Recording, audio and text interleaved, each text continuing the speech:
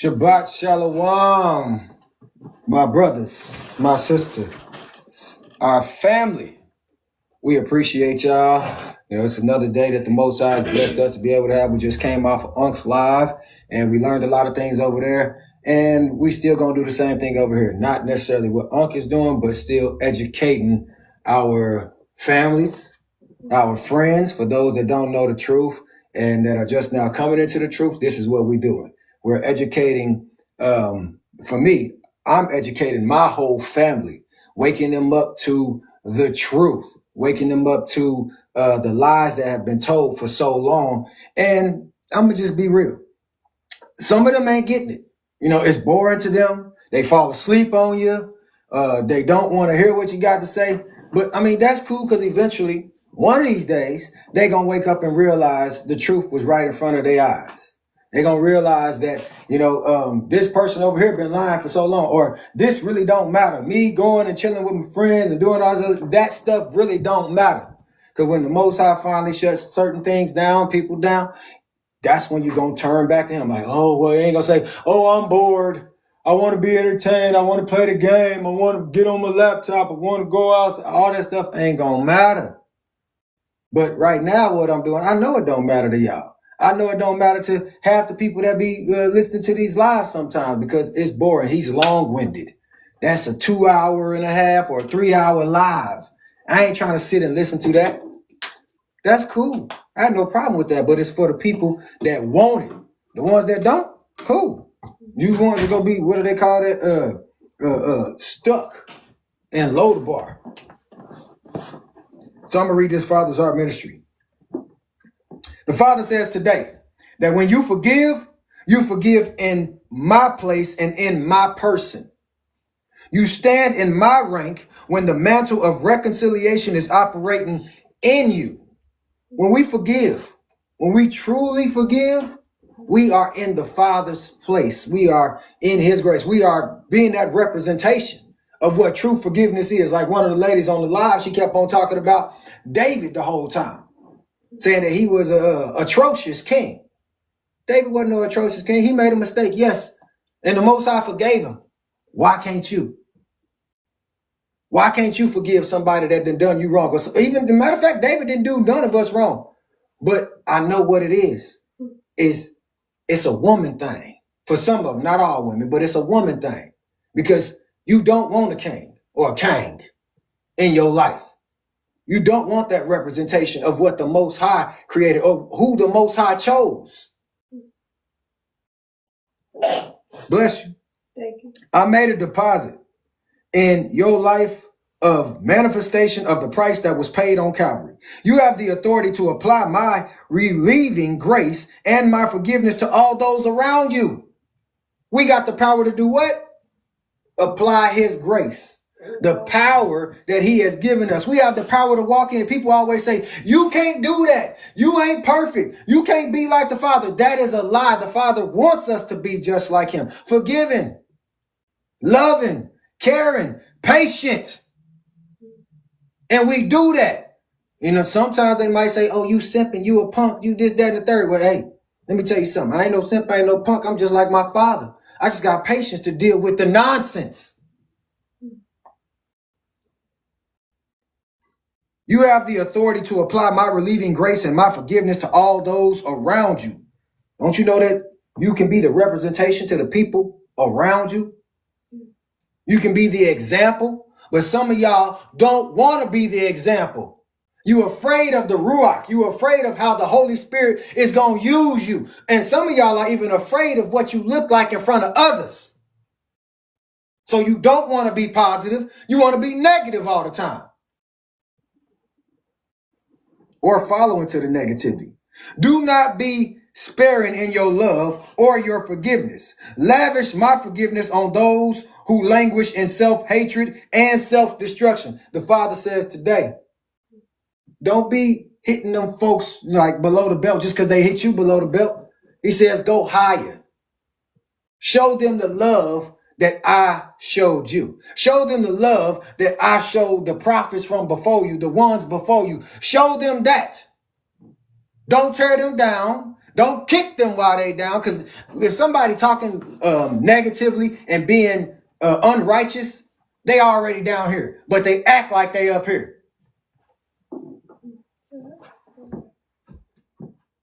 Love them and forgive them audaciously. Let your love express the expansiveness and breadth of what I did on the cross. Allow the full spectrum of my grace to flow in and through you out to others as a catalyst for prosperity and a spiritual breakthrough. What did it just say? Let your love express the expansiveness and breadth of what I did on the cross. Be just like who? Yahushua. Show them the love that they ain't never seen before. Even though they don't like you, ain't that right, baby? Even though they want to shut you down, even though they don't like the words that you saying, we still supposed to do what? Show them love. Show them love. And love is not just, oh, I'm going to shut up. I'm going to be quiet. No, love is correction.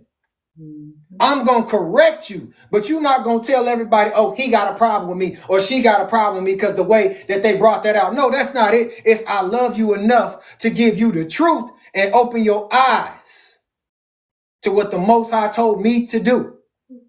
When I'm on this platform, I know people got a problem. I ain't worried about them. I could care less. Because I'm going to still do what the Most High called me to do. You can talk about me all you want. Some of y'all just coming into the truth and think that you know what it is. Some of y'all just coming out of atheism. Some of y'all just coming out of Christianism. Some of y'all coming out of Islamic faith. And now you're hearing the truth. And the first thing you want to do is persecute and ridicule people. Shame on you. But we commanded to show you love. And love means correction. This is what unconditional love does. Make a choice to set no preconditions for the release of your compassion and acceptance. Know that I am not insecure or, how you say this word? Caprice. I will not be angry or punish you for loving with liberality. It is not lentious to love with the love that nailed my hands and feet to the cross. We know who's speaking right now, Yahushua. In this level of loving, you will manifest the knowledge of who I am in the earth. When you learn to love and forgive like Yahushua, as Yahuwah taught, then everybody will begin to see who you serve, who you love, who you listen to, who you follow, who you subscribe to. But if you're doing it a whole nother way, I can't tell that you a follower of the Most High. I can't tell if, for Christians, I can't tell that you're a follower of God or follower of Jesus. I can't tell because everybody looked the same. Oh, well, I was just joking. I was just saying that as a joke. No, you were saying that trying to tear someone down. You were saying that to try to hurt someone. But when someone clapped back at you, now your feelings is hurt. It's called the pot calling the kettle black.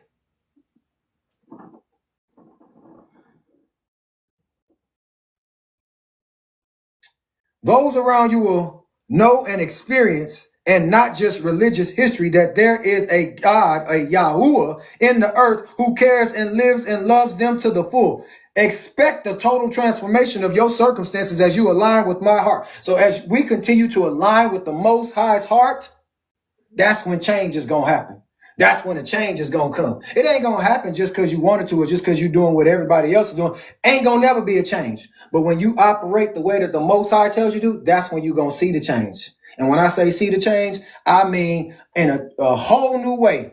Your eyes going to look differently. You going to look differently to folks. You're going to be the change. Thank you. Say it one more time. Be the change. You're going to be the change. People going to see the change. And then guess what they're going to start doing? Trying to do what? Become the change. Yeah. Like Brother We the People said earlier on Live, it's going to start a ripple effect. Exactly. Like when you throw the rock into the pond or to the lake, huh? I was just thinking a ripple effect. Yeah, the ripple effect. It's going to trickle down like boom, boom, boom. Oh, you got it. You got it. Yep. It's almost like how they said when you It's gonna be contagious. Yeah, it's gonna be contagious, and not like the Ronald Isley song. I'm not singing that joint, but still, it's gonna be very contagious. It's gonna be like how they describe in the Bible that people will heal by their very shadows. When you get it, somebody else gonna get it. Oh snap, man! Let me run over there with them. Let me get with them. Let me team up with them. How do I get that? And the very thing, like you just said, also in the word. When they saw it, when they were seeing them being the change, they said, hey, what must I do to be saved? They wanted what they had. Mm-hmm. What must I do to be saved? What must I do to get something like that? What must I do? And I see what people say all the time. How do I get a following like that? How do I get my numbers up? Follow. Learn. Do what the Most High called you to do, because it ain't about the numbers. It ain't about none of that. The Most High is the one that's doing it, because what does it say in the word? We do what? We plant the seed, and the Most High waters the seed. That's what's happening on these lives. The seeds is just being planted. And as they being planted, the Most High is the one watering it. The Most High is the one sending the people here. Yeah, we could say, tap the screen, share the live, repost it, and all those things. But the Most High is the one that's going to do it. Like I had a conversation with my twin brother today. He talking some nonsense, talking about, oh, well, if your platform ain't got to this, then you need to take it up with God. It ain't about that for me. Yeah, that's a problem. Yeah. That becomes a competition. Yeah, it's like it's a competition. I ain't worried about none of that. I ain't worried about when they were talking about the other day. Oh, you got 52K in followers. I'm not worried about that. That's not my primary focus. That's what a lot of other people was worried about. Oh, he's trying to act like he just the best because he got 52K in followers. I got news for you. It's people that got 100K. It's people that got 1 million. It's people that got, and they still ain't doing what I do or what the Most High is gifted me to do. Half the people you don't even know no damn way. So exactly. I don't know them. But if they follow me for a reason. I didn't have to go out there, hey, y'all, follow me, subscribe to me. You know, make sure you subscribe to my YouTube channel. Make sure you follow my TikTok or whatever social media platform I'm on. That's what I used to do when I first got into it. But once I got all the way into it, I was like, man, I don't need to say nothing. My videos and stuff that the Most High is gifting me to do, they speak for themselves. Come on, say it. I don't have to tell you to follow a jackdaw thing, because if you see me one day or you see the platform one day, if it's for you, you gonna follow, you gonna subscribe. If it ain't for you, you gonna move on. You gonna swipe left or scroll upward. Let me finish this and we're gonna get into this word. I am opening the windows of heaven to release a financial and spiritual miracle in your life right now. But that's when you decide that you're gonna do what the Most High has called you to do. He ain't gonna give you nothing if you ain't following him right now. If you ain't doing what he's called you to do right now, there's nothing in your life that's going to change. Everything going to remain the same. But when you start doing what my brother We the People do, what Unc do, what Yariel do, and others alike, I can't name all of them. We the People, not We the People, what's his name? Nourish Well and Remnant Thought, General, all of them. The ones that I know because we all rock together and we talk to one another. And real recognized. Yeah, or Jen. Queen Abigail, Membar and all them, everybody else is coming in. I'm just naming off them. That's when your life gonna start to change. Oh, yeah. Because you seeking the change and you trying to become the change. But if you doing the same thing that these folks do on these lives today, all across the board, debating, arguing with folks, screenshots stuff, sending it to other people, trying to slander somebody's name just so you can get some followers, or you claim that you're trying to educate folks, that's what you're going to get. The Most High ain't about to bless you with a jackdog thing. You talking down on David, you talking down on anybody that the Most High has used and chose, you telling the Most High that he chose wrong. Right. He made a mistake. He made a mistake. He should have chose me instead of David. He should have chose me instead of Abigail. He should have chose me instead of Tamar or whoever it is. Yeah. You trying to tell him how to do his job. Exactly. Say it. You cannot tell the creator of all creation, the author and the finisher of all of our faith, how to do his job. How he should have put it in the word. How he should have broke it down. How he shouldn't have never unalived women and children. And it wasn't just women and children. It was men too. That's one thing that everybody forget. It was families that was being taken out. It wasn't just women and children that everybody cry about. And I'm not trying to rhyme. But the men always get overlooked. The women and children are the most precious ones. Huh? You need your big Bible? You need this. No. I got, You're good. yeah. My book of Jasher's over there. But we about to get into the word. You got mine or you got mama's? We in Jasher. You have to do some questions. Right here. Y'all can read it together. I'll take this one. All right, y'all. We in the book of Jasher, chapter 29. And if y'all don't know about Jasher, Jasher is one of they consider the lost books or hidden books that was taken out of the Bible. But what we've been learning about the book of Jasher is it goes more in depth when it comes to the book of Genesis. It goes a lot more in depth. Some people say that, it's not really the truth. But I mean, we see it and we understand it, and it's helping us. It's helping us as men and women and children. I'm at 29. And Isaac, the son of Abraham, became old and advanced in days, and his eyes became heavy through age. They were dim and could not see. At the time, Isaac called unto Esau, his son, saying, Get, I pray you, your weapons, your quiver, and your bow. Rise up, go forth into the field, and get me some venison, and make me savory meat, and bring it to me, that I may eat, in order that I may bless you before my passing away, as I have now become old and gray-headed. And Esau did so, and he took his weapon and went forth into the field to hunt for venison as usual, to bring to his father as he had ordered him, so that he might bless him. So what did Esau go and do this for?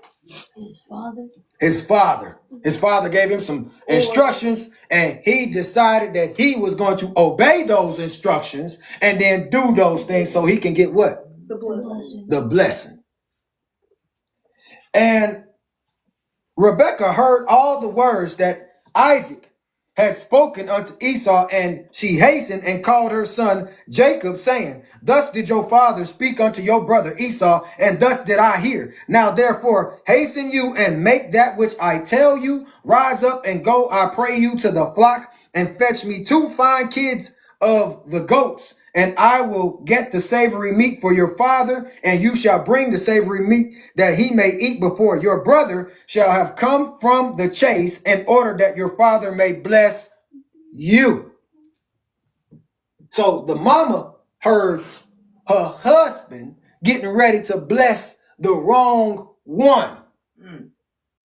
I know everybody say he stole it. No, he did not steal a jackdaw thing. Remember, in the last couple of chapters, baby, that we was in, where he was coming back from after unaliving some people, and he was hungry, and he told his brother, Look, man, what do I need this birthright for? I am hungry.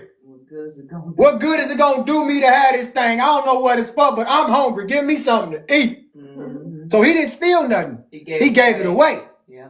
And the mother, she's telling him, Look, I already know because the Most High told me in the first place, but it's your blessing, not his. And I need you to go get this food. I need you to go out there and get one of these kid goats, bring them back to me. I'm going to prepare the food for your father, and you going to get the blessing. And Yaakov, or Jacob, hastened and did as his mother had commanded him. Did he give her any back talk? No. Now I want to say this, for y'all that don't know. These weren't no little bitty children. Okay, these wasn't no like teenage. These was grown men that still listen to their father and their mother. Esau listened to Isaac, and Jacob listened to who? His mother. What's his mama name? Rebecca. Boy, Rebecca. Did he say no? No, he said something else. And Isaac said unto Jacob, Who are you, my son? And he said, I am your firstborn, Esau. I have done as you did order me. Now therefore rise up, I pray you, and eat of my hunt, in order that you may bless or excuse me, in order that your soul may bless me as you did speak unto me. Now, this is the tricky part, because, I mean, the mama is the one that told him to do this thing. So he's obeying the mama's order so he can get his blessing. Right. That's why he even dressed himself up and put on that stuff and, smelling like a dog. Or well, not dog, but smelling like an animal. Mm-hmm. So he can, his father, because remember, his father's what? His eyesight is deteriorating. He can't really see that well. But he sure enough can smell.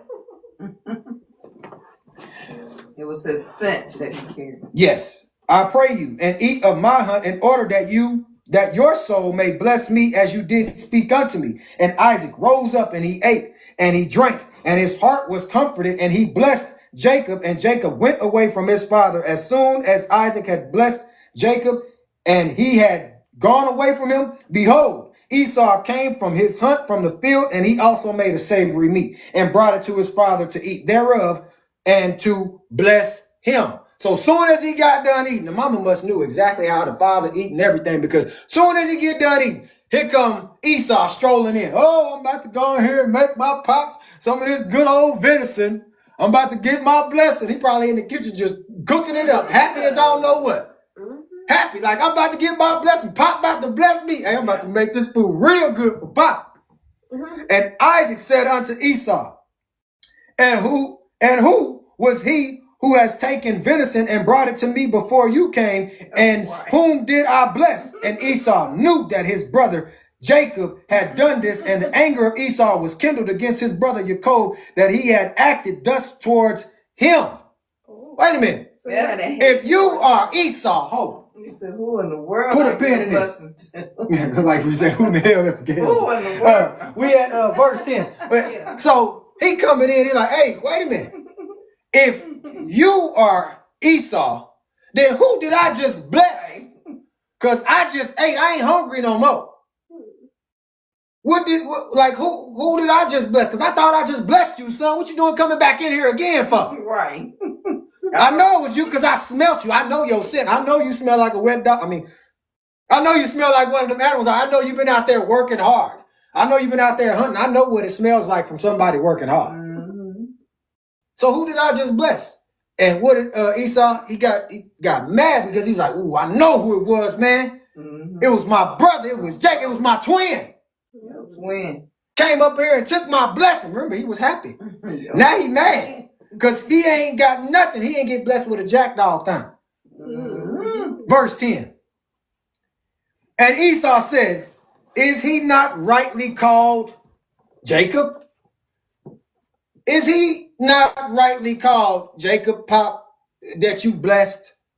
For he has supplanted me twice. He took away my birthright, and now he has taken away my blessing. And Esau wept greatly. And when Isaac heard the voice of his son Esau weeping, thank you, son, weeping, Isaac said unto Esau, what can I do, my son? Your brother came with subtlety and took away your blessing. And Esau hated his brother Jacob on account of the blessing that his father had given him, and his anger was greatly aroused against him.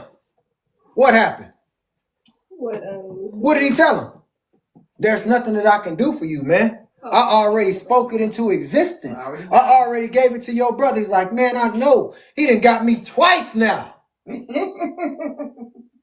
done got me the first time when I was hungry. Mm-hmm.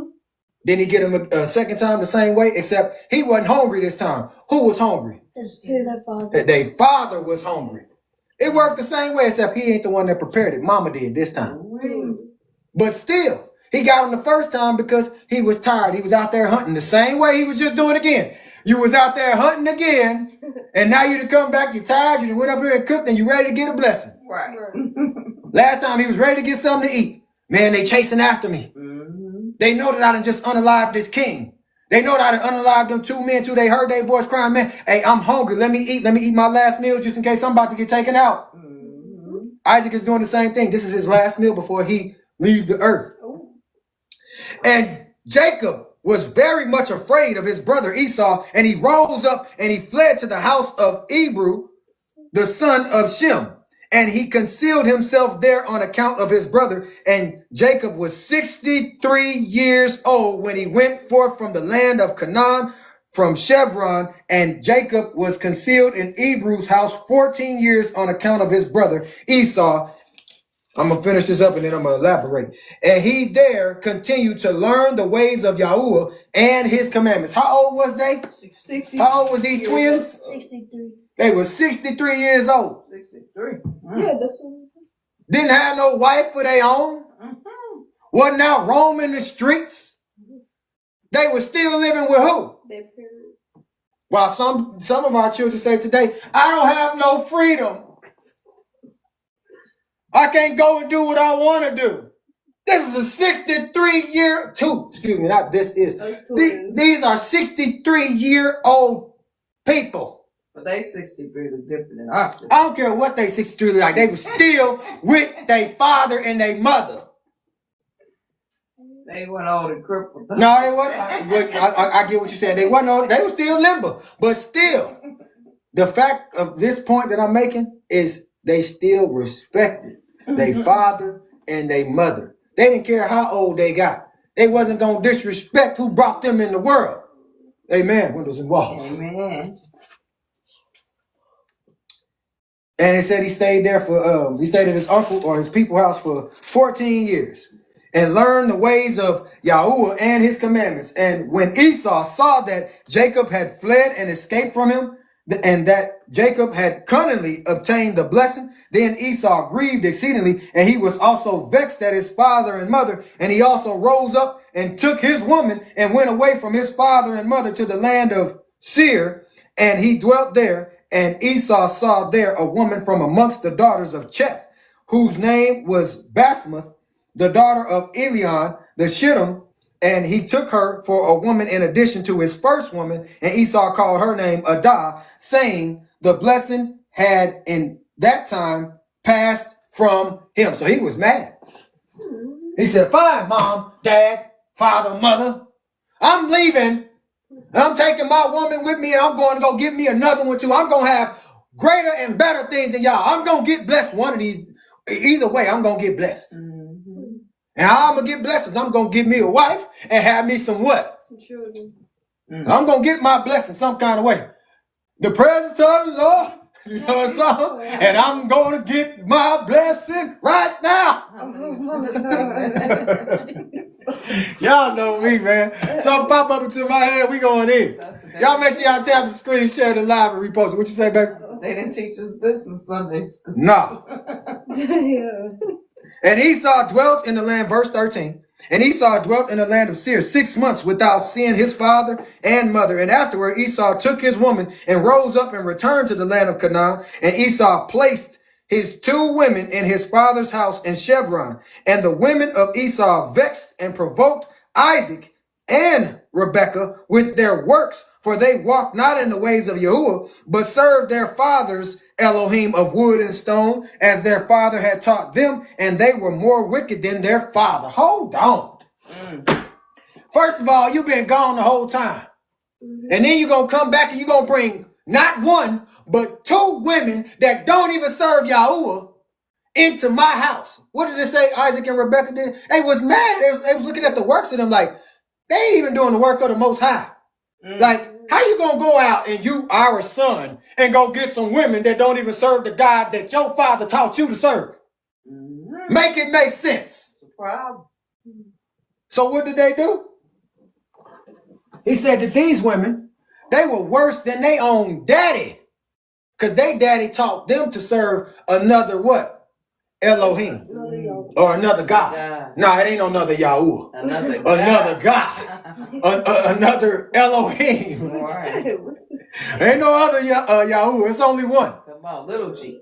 Yeah, little G. But it says, but they serve their fathers Elohim of wood and stone. Isn't that kind of like what people do today?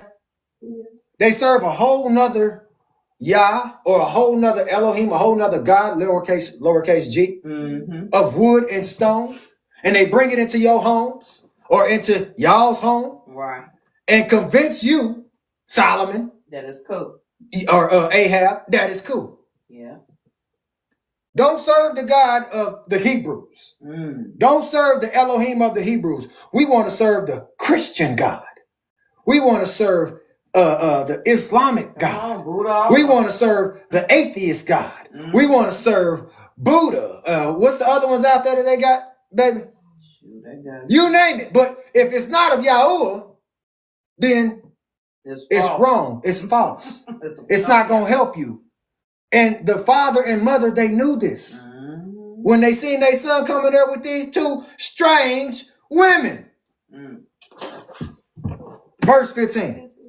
And they went according to the evil desires of their hearts, and they sacrificed and burnt incense to Balaam, and Isaac and Rebekah became weary of them.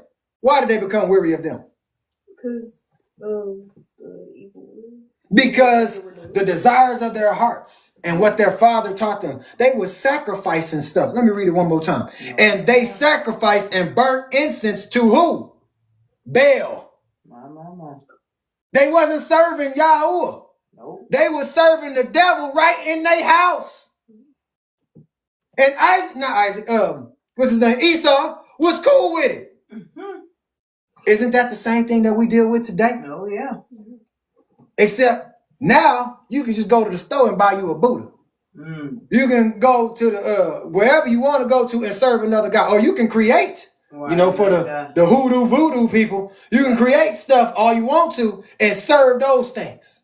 You can do yoga now and they say, oh, well, I was just stretching. You're serving another God.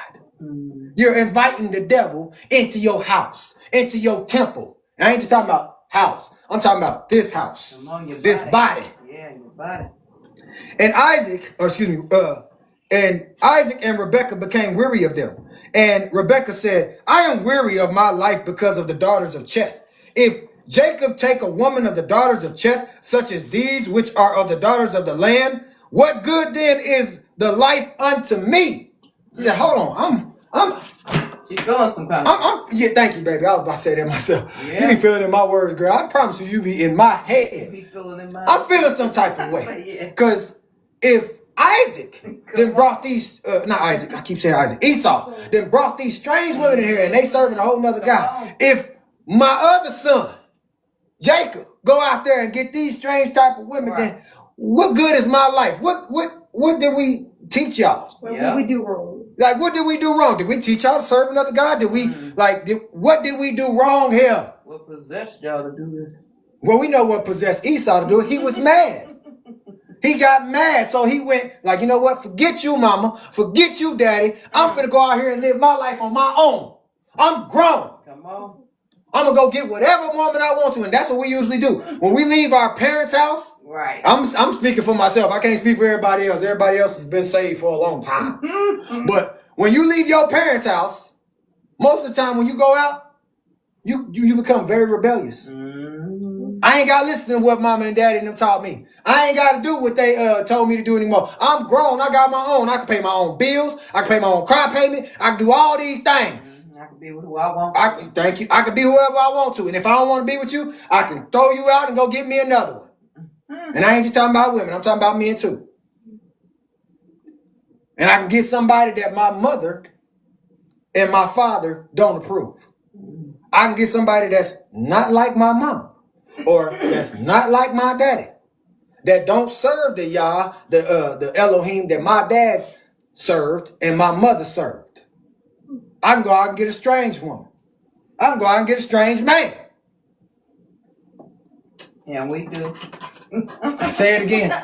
And we do. No, say it the way Raquel said all the time. What? And do. And do. And y'all know I don't like that saying, but say it the right way. And do. And do. Exactly. We give folks we know good and how well our family ain't gonna approve. But look at what the mama said. She straight up, she said this. I am weary of my life because of the daughters of Cheth. I'm kind of questioning what's going on with my life because of these strange women that Esau done brought up in here. If Jacob take a woman of the daughters of Cheth, if he get the same type of woman of Cheth, or same type of woman that Esau got, such as these which are the daughters of the land, what good then is the life unto me? And in those days, Adah, the woman of Esau, conceived and bore him a son. And Esau called the name of the son that was born unto him Eliaphaz. And Esau was 65 years old when she bore him. Esau didn't waste no time. Yeah, you got me. 3 years he was gone. He didn't already went and had him a child with these crazy women, with these women that serve a whole nother God. Some of us didn't waste no time. Soon as we got out the house, shoot, I'm about to go have me some fun. I'm about to go get it in and have me some children. Right. Don't you know that woman that you sleeping with or that man you sleeping with, if they don't serve the Yahweh that you serve or that you supposed to be serving, them children gonna come out the same way? They gonna learn because their mama is serving another Yah, another God, another Elohim. Their father is allowing this. This is why Esau, he hated. And Jacob, he loved. Because one of them is going to go serve another God. The other one is going to serve me. Come on. And Ishmael, the son of Abraham, passed away in those days, in the 64th year of the life of Jacob. And all the days that Ishmael lived were 137 years, and then he passed away. And when Isaac heard that Ishmael was unalive, he mourned for him, and Isaac lamented over him many days. And at the end of the 14 years of Jacob's residing in the house of Hebrew, Jacob desired to see his father and mother. And Jacob came to the house of his father and mother to Chevron, and Esau had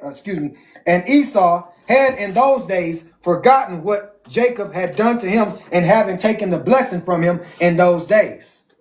So y'all know why Jacob is gone, right? Oh, yeah. Why is Jacob gone? He was hiding from his brother. Speak up. He on the run. Thank you. He on the run. He was hiding from his brother. He on the run. He's scared for his life.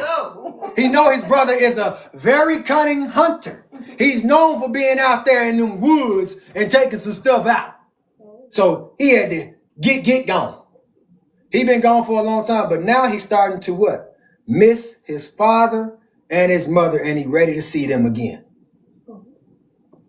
Isn't that kind of like how our children do us sometimes? Oh, yeah. Isn't that kind of like how when we was children, y'all don't know because y'all still children, but I'm talking to baby, and even those that's in these comments. Sometimes we get mad at father and mother. I'm tired of putting mama ahead of daddy. Father and mother, and when we get sick and tired of being like that, we're like, man, I want to go see my mama. I want to go see my daddy. I want to call them up. Right. I want to see what's going on with them, how they feeling. What verse was I at? 20. Thank you, sweetie. And at the end of the 14 years of Jacob residing in the house of Hebrew, Jacob desired to see his father and mother, and Jacob came to the house of his father and mother to Chevron, and Esau had in those days forgotten what Jacob had done to him in having taken the blessing from him in those days. And when Esau saw Jacob coming to his father and mother, he remembered what Jacob had done to him, and he was greatly incensed against him, and he sought to slay him. He ain't forgot too much. Now, he might have forgot for a little while, but seeing somebody's face will remind you of what you was mad about. I know, because when you see some people sometimes like, man, you know what? I can take you out. I remember what you did to me. I remember how you came up against me. I know, for real. You be wanting to knock something off because it's like you forgot about it, but as soon as you see that face, it's a constant reminder of, nigga. You so quick. So he mad all over again. After 14 years, you still mad? And Isaac, the son of Abraham, was old and advanced in days. And Esau said, now my father's time is drawing near, that he must die or must pass away. And when he shall pass away, I will slay my brother Jacob. I'm just waiting for daddy to pass away. I'm just waiting because I know mama and daddy and mama ain't going to let this happen on their watch. But soon as he gone, your butt is mine. Just wait till they go. Just wait till he gone. That's like on house party. When he went out and his daddy told him that he couldn't go to the party because he got in trouble. He got in trouble at school. You know, his grades wasn't right and all that stuff. Right.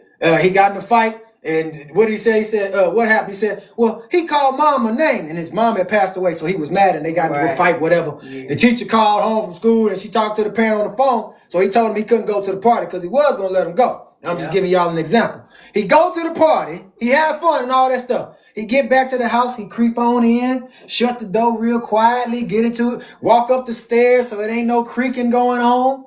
Get in the room, get out of his clothes, into his pajamas. Well, actually got into his drawers. But anyways, thought he was safe, about to get into bed. He said, I wouldn't do that if I was you. Your butt is mine. He snapped that belt and he just started busting that tail.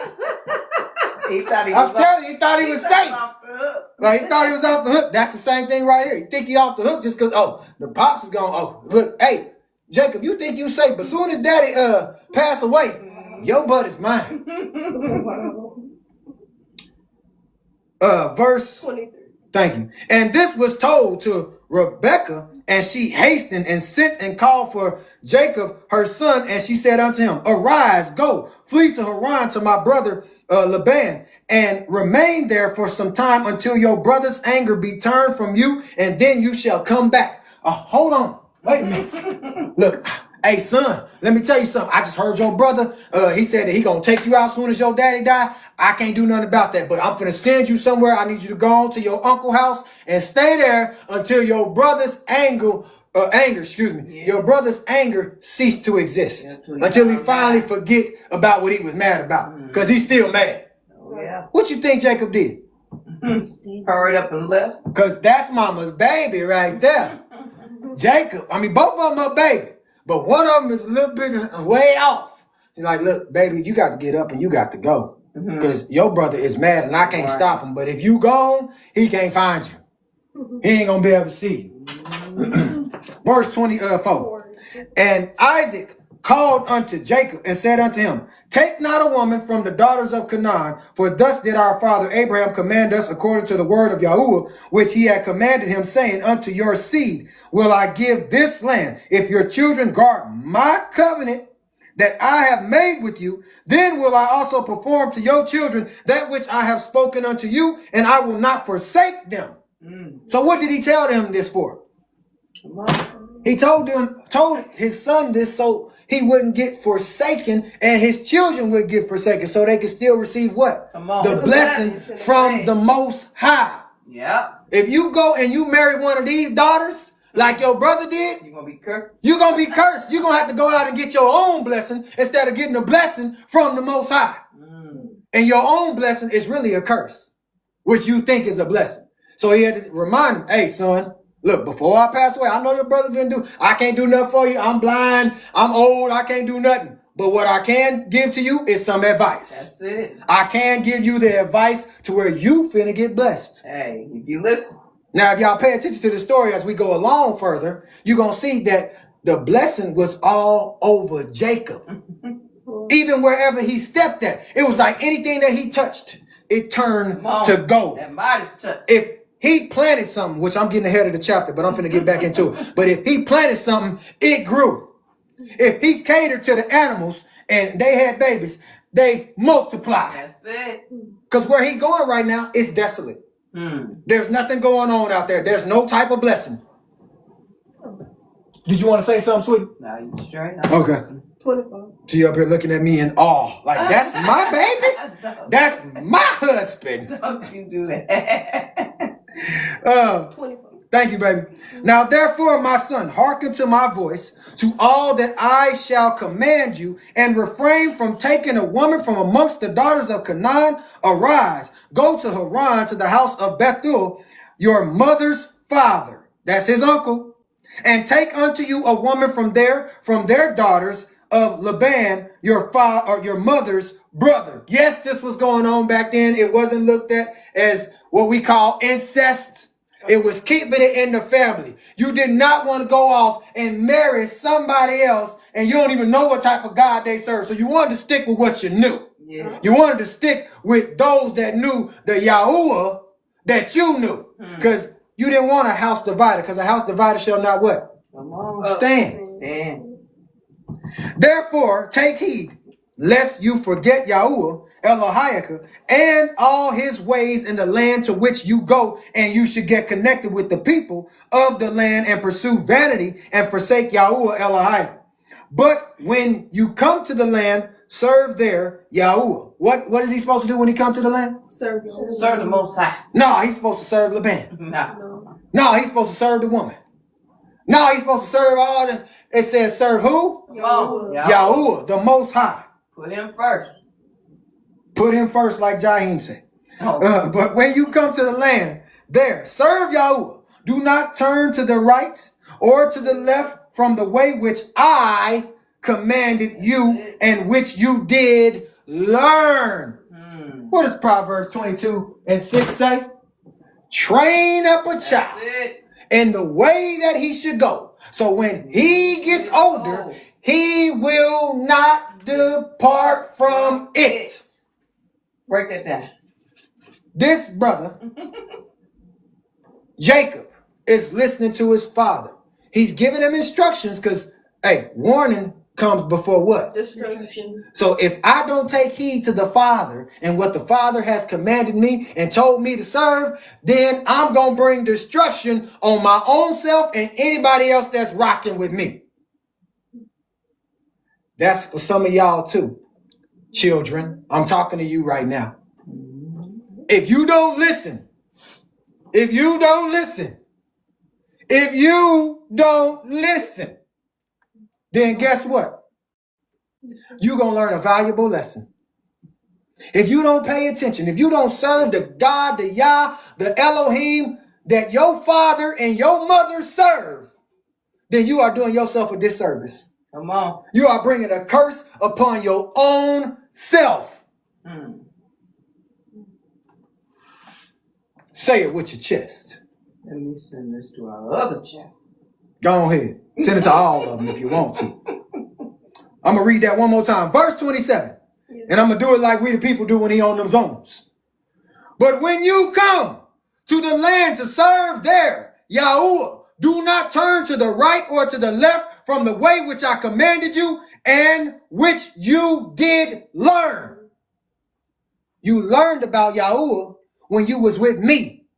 You learned about serving the Father when you was with me. Don't depart from this son. Don't depart from this daughter. Don't depart from this, my children. That's it. And may El Shaddai grant you favor in the sight of the people of the earth, that you may take there a woman according to your choice, and one who is good and upright in the ways of Yahuwah. Go get you a good woman. Go get you a woman that already knows who Yahuwah is. That's it. Go get you a good woman who has a father and mother already there, teaching them who Yahuwah is in their life. Y'all on the same page. Yes, on the same page. Don't go get you somebody that don't know Yahuwah. Don't get you somebody that don't know the Yah, the Elohim that you serve. What you call that? Unequally yoked. Say it louder for the people. Unequally yoked. Unequally yoked. We can't even agree to disagree. That part. Because you think the God that you serve is better than the God that I serve. You think that my God is a narcissist. I think your God is a narcissist.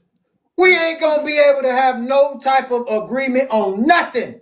Because we can't even agree on who we going to serve. Who is the head in charge. That's it. 29. Thank you. I was there, but I appreciate you staying on against point. one another.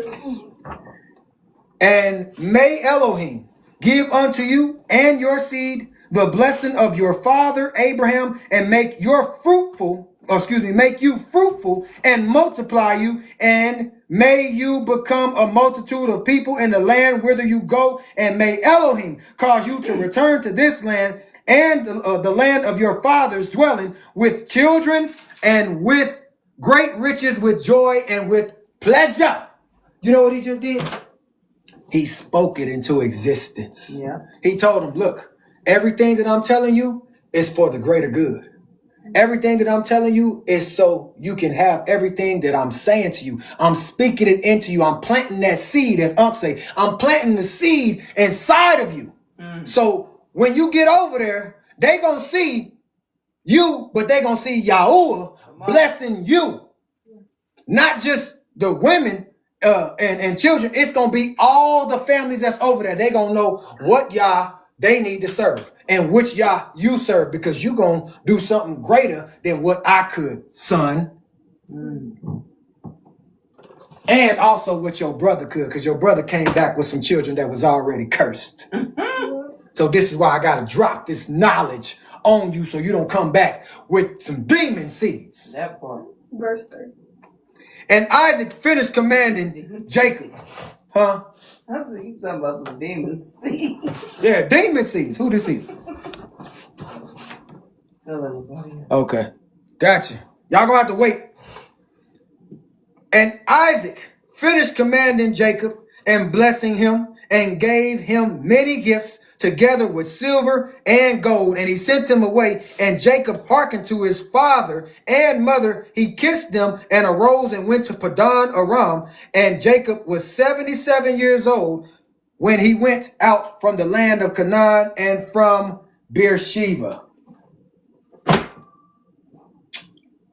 77 years old? And you just now about to go out on your own and have some children? Have a wife? Well, you got to have a wife first before you get some children. Right. But did y'all notice that he got blessed when he came back again? He didn't bless Esau. Why didn't he bless Esau? Somebody help me out. He was so far gone. You can't bless somebody that's already cursed. That's He can't drop no knowledge into Esau because Esau has already did what? Got not one, but two women of a strange land that serve a whole nother Yahuwah. I can't do nothing with that. I can't even bless my grandchildren. Them some demon seeds. wow. You ain't got none yet, Jacob. So I can still bless you. Matter of fact, I'm blessing them right now because I'm giving you the instructions to go over them. Not to do what your brother did. Yeah, don't do what your brother did. Don't do what he did. Ain't that what I used to tell you, Jer, when you was young with LJ? Don't do what LJ did. Yep. You're going to get in trouble. Ain't that what I told you, LJ, when it came to Jer? Don't do what Jer's doing. You're going to get in trouble. Yeah. Nene, ain't that the same thing I told you? Don't be doing what, I ain't going to say her name, what she did. You're going to get in trouble. You are going to be the blessing. That's it. You are it. You already got it because of who you got. What they don't have right now. They didn't want it. Esau. You be the change. Yes, like we said earlier. You be the change. Come on. You be a difference maker. Hey. Yes. Curse breaker. Difference maker. Curse breaker. A way maker. Y'all gonna have me up here acting like one of them preachers. 31. And when Jacob went away to go to Haran, Esau called unto his son Eliphaz and secretly spoke unto him, saying, Now hasten, take your sword in your hand and pursue Jacob and pass before him in the road and lurk for him and slay him with your sword in one of the mountains and take all belonging to him and come back. What did Esau tell his son to do? Go unalive your uncle. Go unalive your uncle and take everything away from him. This is the type of anger that he got. My. He sent his own son. Do you know that Jacob could have knocked that off his own nephew if he wanted to? But watch this. And Eliphaz, the son of Esau, was an active man and an expert with the bow, as his father had taught him. And he was a noted hunter in the field and a valiant man.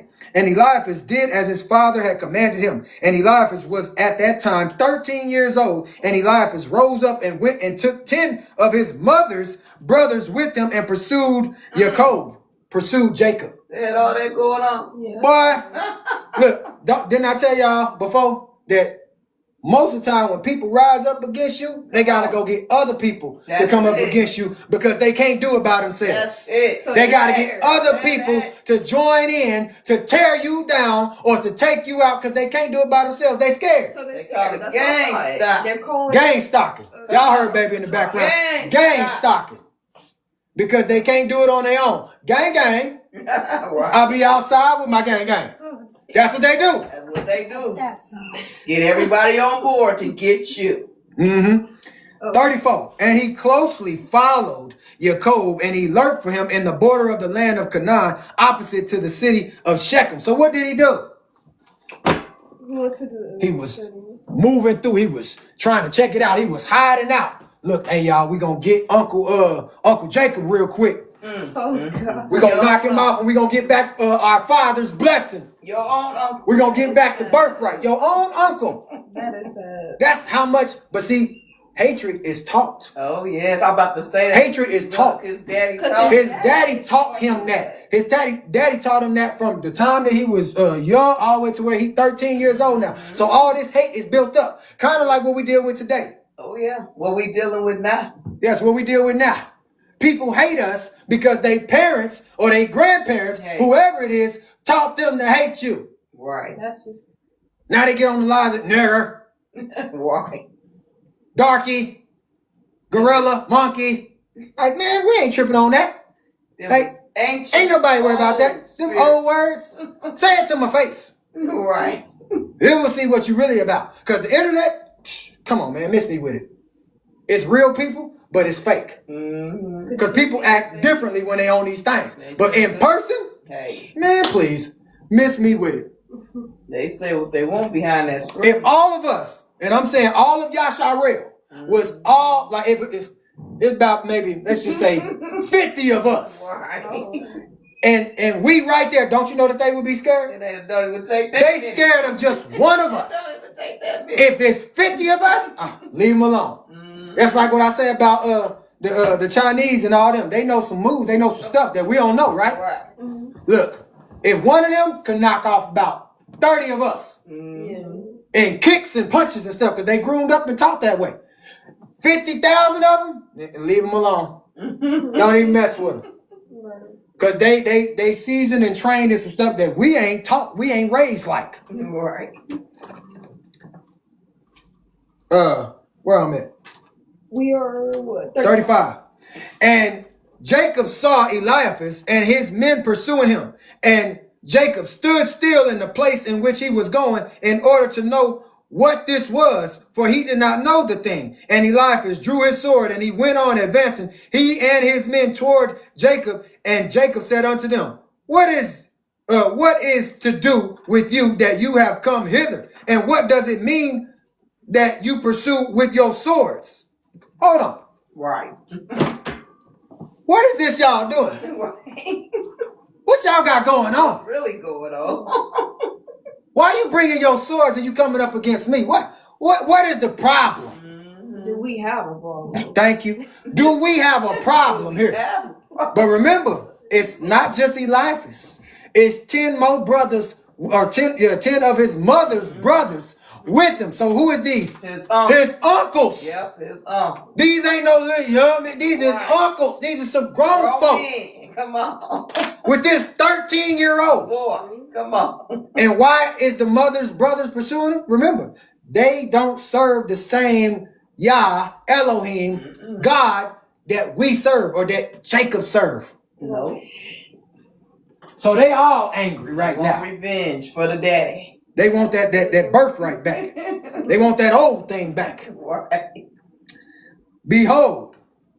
Well, where was I at? 36 or 36. Yes, thank you. And Eliphaz came near to Jacob, and he answered and said unto him, Thus did my father command me, and now therefore I will not deviate from the orders which my father gave me. And when Jacob saw that Esau had spoken to Eliphaz to employ force, Jacob then approached and supplicated Eliphaz and his men, saying to him, Behold, all that I have, and which my father and mother gave unto me, that take unto you and go from me, and do not slay me, and may this thing be accounted unto you as righteousness. He's like, look, I ain't trying to be unalive today. I ain't trying to lose my life. So look, all that I have, which my father and my mother gave me, y'all can have it. I'm not finna fight y'all for it. Here you go, take it back to your daddy now. So it'll be counted as righteousness on y'all part.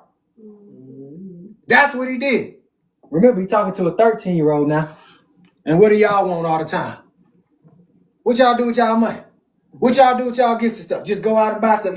So he ain't worried about all that. Oh, look, Uncle gave me this. This is a 13-year-old with some uncles. 38. And Yahuwah caused Jacob to find favor in the sight of Eliphaz, the son of Esau, and his men. And they hearkened to the voice of Jacob, and they did not put him to death. And Eliphaz and his men took all belonging to Jacob, together with the silver and the gold that he had brought with him from Beersheba. They left him with nothing. Now, I know y'all probably reading into this story and y'all like, well, where this come from? Who doing this today? Shoot, we is. Yep. We is. We rob each other all day, all the time. Y'all see it on these platforms where they be showing folks running up on them with the little pew-pews in their hands, robbing them blind. This is Eliphaz and the uncles in them. It's just in today's day and age. You can just go up against somebody because you want their stuff. Who sent you over there? Who told you that they had this stuff? Why you hate your own brother? Why you hate your own mother? Why you hate your own people? That's it. You hurting your own people. You robbing your own people for self-righteous gain. And you're hurting yourself. You're hurting yourself? I'm going to say it like this. What baby just said. You cursing yourself. Yeah. And you cursing the people that rock with you. And when I say cursing them, you bringing doom on them. Why you think people be losing their children and losing their families behind the nonsense, and then they cry, oh, my baby. Oh, man, they came back and they clapped my mother. They clapped my father. They clapped my grandmother. They took them out. But it was you that took them out because of your actions and what you did. Take heed and listen and pay attention. 39. And Eliphaz and his men went away from him, and they returned to Esau to Beersheba, and they told him all that had occurred to them with Jacob, and they gave him all that they had taken from Jacob. And Esau was indignant at Eliphaz his son and at his men that they were with him, because they had not put Jacob to death. He wasn't worried about the stuff and the things, the riches. He wanted his brother gone. Did y'all hear what I said? He wanted his brother gone. Taken out, finito, not living no more. Breath gone. No type of breath of life in him no more. He don't exist. That's how much hatred he got. He wants his own brother dead. Put some fruits in the chat, please and thank you. And and they answered and said unto Esau, because Jacob supplicated us in this matter not to slay him, our pity was excited toward him, and we took all belonging to him and brought it unto you. And Esau took all the silver and gold which Eliphaz had taken from Jacob, and he put them by in his house. You know, when you steal from somebody and you put it in your own crib, and I know this as my own testimony, because back in the day, I was something different. I get a radio in a heartbeat. Y'all seen South Central? Yeah. I get somebody's radio in a heartbeat and put it in my car. I wouldn't sell it. I put it in my own. But you take somebody else's stuff and you put it in your house that don't belong to you, you bringing a curse on yourself. So stop stealing from folks and then claiming it as yours, because you're bringing a curse upon yourself and everybody in your whole house. But Esau, it seemed like he wasn't tripping too much after he got that silver and that gold, but he was mad because he wanted his brother what? Go. At that time, when Esau saw that Isaac had blessed Jacob and had commanded him, saying, you shall not take a woman from amongst the daughters of Canaan, and that the daughters of Canaan were bad in the sight of Isaac and Rebekah, then he went to the house of Ishmael, his uncle, and in addition to his other women, he took, how you say that name? Machleth, the daughter of Ishmael, the sister of Neviah, for a woman. So he's so mad at his mama and his daddy and his mama and him. He not only got two women, he went back and got one of Ishmael's, and we know Ishmael, he wasn't teaching them the words of Yahuwah. He was teaching them something else. So now he went and got another what? Strange woman. Yep, another wife. Another wife. And chapter 30. I was about to move forward like I was still in 29. Y'all ready? I need something to drink. I was finna tell you 10:30. Say what, sweetie? Nah, I was gonna get you your water. If y'all wouldn't mind, please continue. Tap the screen, share the live, repost it. And if y'all want to, man, put some comments in there. Say something. They're trying to come up. Who trying to come up? A bunch of They will in a minute.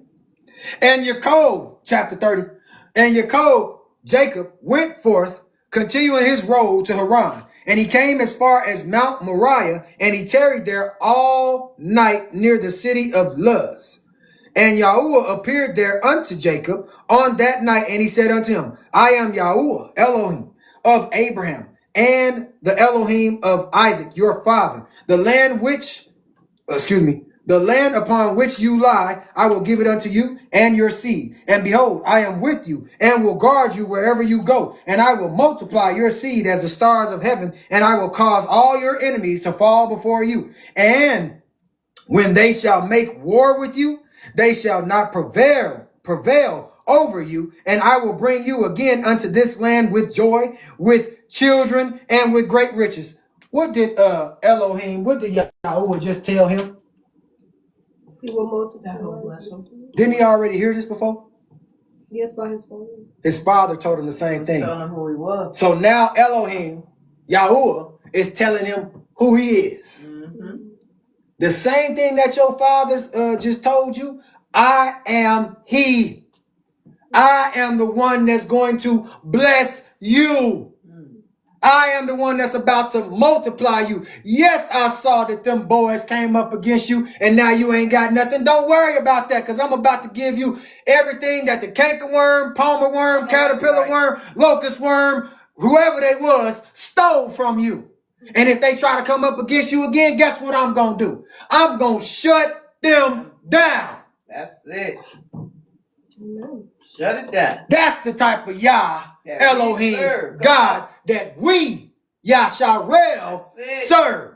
One that's going to stand up and fight your battles. Hey, And he going to multiply you in front of your own enemies. what David say? Psalms 35. Contend, O Lord. Fight against them that fight against me. Take hold of shield and buckler. I ain't about to quote the whole thing because I can do it. But anyway, thank you, baby. Verse 3. And Jacob awoke from his sleep, and he rejoiced greatly at the vision which he had seen, and he called the name of that place Beit-El. What did Jacob do? He woke up from his sleep and said, ha ha! Boy, I'm about to get blessed. Boy, I just saw the Most High. Come on. He about to do something for me in my life that y'all ain't never seen, and it ain't even nobody around. Hey. He talking to people, ain't nobody there. But he woke up out of his sleep because he's like, man, I know I just heard the word because I heard that before. It was my father. He says, I'm about to get blessed. I might not be blessed right now, but the Most High and I know the Most High ain't going to lie to me. I know my father definitely ain't going to lie to me, and my mother either, because otherwise they would not try to keep me safe. They would not gave me the commands of who I should follow and what I shouldn't follow. That's the only way the Elohim, Yahuwah, is going to come visit you. You got to know him. And Jacob rose up from that place quite rejoiced. I told y'all, he woke up from that place quite rejoiced. He jumped up. All right. Oh, snap. That's like, man, if the Most High gave me a dream and he showed me something, and he said, son, I'm about to do this to you. I promise y'all, I'm getting up. I'm finna get on the live. Hey, y'all, I'm about to be blessed. No, I'm not, psych. I'm going to scream it all over my house. Hey. Because I ain't got time for people to be hating on me and coming up against what the Most High just told me he going to do for me. It ain't for everybody. It was for me. If he wanted for everybody, he would have appeared to me while I'm on this live and educated everybody. Hey, I'm about to bless my son right now. He about to get some great riches. I'm about to multiply his seed and his seed after him. Nowadays, you better move in silence. You better not You tell better nobody. move in silence. Because you got haters out here back that, and that, watch. that, that don't get what you get and don't believe the way that you believe, and they'll try to shut you down, Esau. Yeah, that part.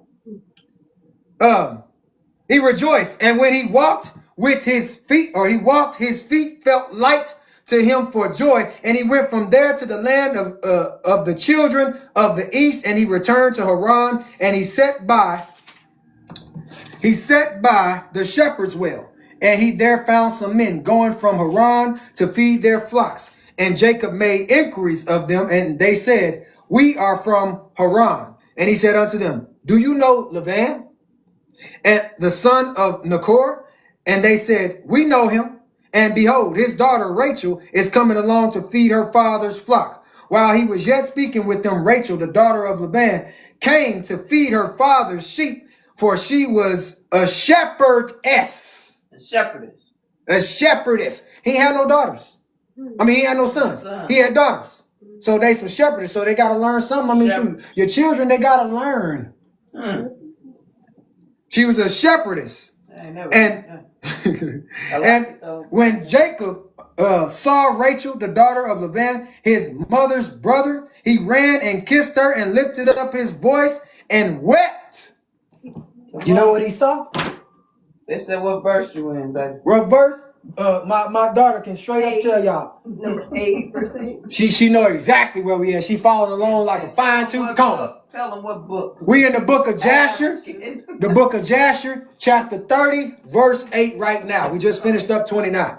But what he saw is everything that the Most High just told him in his dream. So why you think he ran up on her and he picked her up and he kissed her? He was happy. He saw everything that the Most High just told him. He just told him, I'm going to multiply you. I'm going to multiply your seed. Remember, he ain't got no seed. There go your wife. All of a sudden, here come a woman. Kind of sound like when Adam woke up, he said, oh, Lord, my milk of magnesia. No, I'm just playing, y'all. But what he said is, I'm a jokester, so don't be tripping when I put some stuff in there. But anyways, he said, alas, bone of my bone, flesh of my flesh. For this cause shall a man do what? Leave his father and his mother and cleave to his wife. So he's straight up. Oh my God, there she is right there. That's my wife. They're my blessing. That's my blessing right there. That's where my legacy gonna start at. That's where I'm about to get multiplied at. That's where I'm about to get riches at. They wasn't worried about money like that back then. They was more worried about or focused on children. They was happy to bring children into the world because they knew that that's their legacy. He finna do just like his father. Here we go. You said 8, we at 9. And Jacob told Rachel that he was the son of Rebekah, her father's sister, and Rachel ran and told her father, and Jacob continued to cry because he had nothing with him to bring to the house of Laban. What did the girl do? Daddy, Rebekah's son is here. Jacob, he's here. But Jacob is crying because he ain't got nothing to give. You know, when you come to somebody, just got a revelation. But when you come to a father and you want to wife their daughter, you want to make her your wife, you're supposed to come to them with something. Because Rachel, if you going to go with him, he better have a place to stay. Right. He better have a job. He better have his own if he going to snatch you up, because I got my own right now. You living with me, daughter. If he ain't got it, you can't have him. So this is why he crying, because he don't have nothing to give. She don't have no place to stay. He don't have nothing for her. Wow. So what he gonna have to do? Go work for it. Amen. That working. Gotta put that work in. If you want me, you better work for me. Hey, I know that's right. Say it again. Shut up, baby. If you want me, you better work for me. Show me that you want me. That's it. Not show me what you're working with. Show me what you want me for. Oh, geez. And when Laban heard that his sister's son Jacob had come, he ran and kissed him and embraced him and brought him into the house and gave him bread and he ate. See, he had great hospitality. What you laughing about, girl? I'm laughing at what he said. What did he say? He just copied me. So now the uncle then ran up. Now this wasn't no broke wrist stuff like then he ran and he kissed his nephew. Right. He ran and embraced him. Yeah. I haven't seen you in so long, man. Where you been at? Oh, I missed you. But also, hey, you finna take one of these. You finna multiply my seeds. Right. You know what I'm saying? Like, he was happy because the daughters don't have no husband. The father is like, hey, you need to come get these girls. For real. I'm about sick and tired of them. You need to come snatch them up. They need a husband. They need somebody to cover them. I'm covering them for so long, but hey, I'm only going to be here for so long. So here you go. They need a new covering. They need a new covering. They need the covering of somebody that serves Yahuwah. I know that's right. Baby, where we at? We are at 11. All right. And Yaakov related to Laban what his brother Esau had done to him and what his son Eliphaz had done to him in the road. Uncle, you ain't gonna never guess what happened, man. Esau then told my nephew to come and unalive me. And he brought 10 men with him, man. They took me for everything. I was coming over here with gold and riches and silver and everything, and they robbed a nigga blind. That's what happened. They robbed me blind. And Jacob resided in Laban's house for 1 month. And Jacob ate and drank in the house of Laban. And afterward Laban said unto Jacob, tell me what shall be your wages, for how can you serve me for nothing? Look, hey, you done stayed here for too much long. Like, you done been here for a whole month. Like, you eating me out of house and home, son. Like, what you gonna do? Right. You know what I'm saying? Hey, you got to get a job. You got to do something. You can't just be sitting up here eating everything out of my refrigerator. You can't just be taking from the mouths over here, man. You got to supply. You got to come with something. What you gonna do? Yeah, you better get a job. And Laban had no sons, but only daughters. And his other women had handmaids, were still barren, and handmaids were still barren in those days. And these are the names of Laban's daughters, which his woman Adinah had born unto him. The name of the elder was Leah, and the name of the younger was Rachel. And Leah was tender-eyed, but Rachel was beautiful and well-favored. And Jacob loved her. So he loved Rachel because of what? How fine she was. Beautiful. She was a tenderoni, boy. She was Coke bottle shaped. She had it just black a pow. Right. She was all that in a bag of chips. Right. Oh, wow. And Leah was tender-eyed. I don't know if she was cross-eyed, she was ugly or what, but she wasn't beautiful like Rachel, like her sister. So he loved her for her what? Her beauty. Beauty. And ain't that some of us today? I mean, we can pause that right there. That's a lesson right there. What? Some of y'all some of us men, I'm talking to the men right now. Some of us men love the woman because she fine as I don't know what. Because she look good.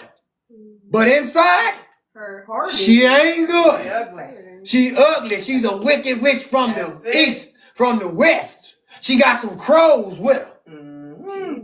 But Leah, who's tender-eyed, who don't look that good, she's pure. Yeah. She's a pure soul. She can bring babies into the world. She can help you out, son. I ain't telling y'all to get an ugly one, but I'm just saying. Jacob did. They said the ugly ones need love too. You said what? Said the ugly ones need love. Yeah, booger wolves need love too. 14. And Jacob said unto Laban, I will serve you 7 years for Rachel and your younger daughter. And Laban consented to this, and Jacob served Laban 7 years for his daughter Rachel. Right. What happened? What did Jacob do? He said, I'll get a job, uncle. I will get a job. I will work for you for 7 years. Because remember, he ain't got no job. He ain't got nothing. He ain't came in with nothing. Right. But he's like, I'm going to work for you for 7 years, but I want that one. I want him. What did the dude say? I want you. I gotta have you. And I got to have you. That's it. And he wanted Rachel, and he had to have him. I can't help it. It's like, woo. Boy, I know we're going to have some beautiful children. Any means necessary. And in the 2nd year of Jacob's dwelling, one more pages. We're so busy. Yeah, I got you. And in the 2nd year of Jacob's dwelling in Haran, that is in the 79th year of the life of Jacob. Still ain't got no children, y'all. Still ain't got no children, still ain't got no wife. So he's still what? Come on. Pure. He's still out here like, man, I'm saving myself. I ain't giving myself to nothing. I ain't beating my monkey. I ain't doing none of that. I'm saving myself for the right one. I'm not finna spill my seed on the ground. I'm not finna put it inside no tube sock. I'm not finna have no lotion, trying to get the motion. None of that. None of that. I want the real deal. And I'm gonna wait. Right, and I'm gonna wait. Even though I got hormones raging from hell, I'm gonna wait. Because I want that blessing that the Most High said and I'm gonna have. In the year of the life of Jacob, in that year died Hebrew. And in the second year of Jacob's dwelling. Am I at the right page? Hold on. This don't look right. What number here? Yeah. We're still in 15. Thank you, sweetie. And in the second year of Jacob's dwelling in Haran, that is in the 79th year of the life of Jacob. In that year died Hebrew, the son of Shem. He was 464 years old at his death. And when Jacob heard that Hebrew was dead, he grieved exceedingly and lamented and mourned over him for many days. Why did he mourn for him?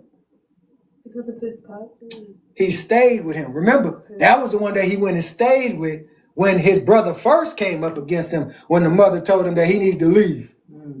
That's who he stayed with. So he's mourning because somebody done passed away that he was connected to, that actually kept him in what? Safety. Yeah. And in the third year of Jacob's dwelling in Haran, Basmath, the daughter of Ishmael, the woman of Esau, bore unto him a son, and Esau called his name Ruel. And in the fourth year of Jacob's residence in the house of Laban, Yahuwah visited Laban and remembered him on account of Jacob. And sons were born unto him. And his firstborn was Beor, his second was Aliv, and the third was Korash. Now, I want y'all to see something. Remember, he ain't had no sons. All his handmaids were barren. Right. Now, Jacob is on the scene. And the only reason the Most High is blessing Laban is because of who? Jacob. So, it's not about what you know. Come on. It's who you know. You better say it. So, Laban, he knew who?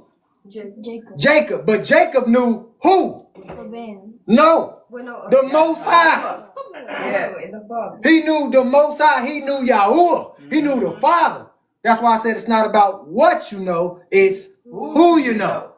So the only reason that Laban is getting blessed, and he may not know it, is because of his nephew. Because of his nephew. Not because of his daughters, not because of them other folks over there. It's because of this one cat right here. This one cat that came over here to get a wife or wives. To come over here and be in safety. And while he's over here, he's serving who? You. He's doing what he's supposed to do. Your daughters ain't supposed to be doing the job that this young man's supposed to be doing. So while he's doing this job, they sitting back watching. He done took Rachel's job. He done took Leah's job. Heck, he done took Laban's job. Everybody's job. So now, Laban done had some sons. 3 of them. Verse 19. And Yahuwah gave Laban riches and honor, sons and daughters. The man increased greatly on account of who? Jacob. Come on. The only reason that now his peace pipe is working. It's working. Is What you laughing at? on your face. I just said it's working now. The only reason his Peter is working right now, LJ, is because who is over there? Jacob. Because Jacob is doing what the Most High called him to do. And wherever Jacob go, the Most High going to be with him. He's got to bless him. He said he was going to do it. He just woke him up not too long ago out of his sleep and told him what he was going to do. He have emotions. So now his peace pipe is working. That's crazy. And he done had some sons. Getting back to it. Laban, riches. Oh, and riches and honor. So that means he ain't had riches and honor before. The land was desolate. There was nothing there for them. Now everything is starting to grow. I'm not trying to rhyme. I don't even know why it's coming out like that. But everything is starting to grow. Riches and honor, sons and daughters. And the man increased greatly on account of Jacob. And Jacob in those days served Laban in all manner of work in the house and in the field. And the blessing of Yahuwah was in all that belonged to Laban in the house and in the field. So everywhere that Michael Jackson, no, I'm just playing. Everywhere that Jacob stepped, y'all know, like on Michael Jackson's video with Billie Jean, every time he stepped somewhere, it was a light. Huh? I'm stepping on them squares. Yeah, stepping on them squares, it was light. Stepping every time. So every time Jacob stepped on the land or in the field or in the house, everything lit up. Everything was blessed because of who he served. Remember, his father told him, when you get over there, don't forget who you serve. Don't get cursed doing what your brother did. Go over there and do what I have taught you and what you have learned.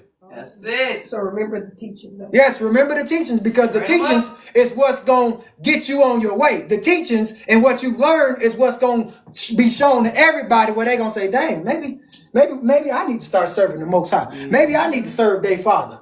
Maybe I need to serve Yahuwah. Come on. Maybe I need to learn how to have a relationship with the Creator. To God be the glory.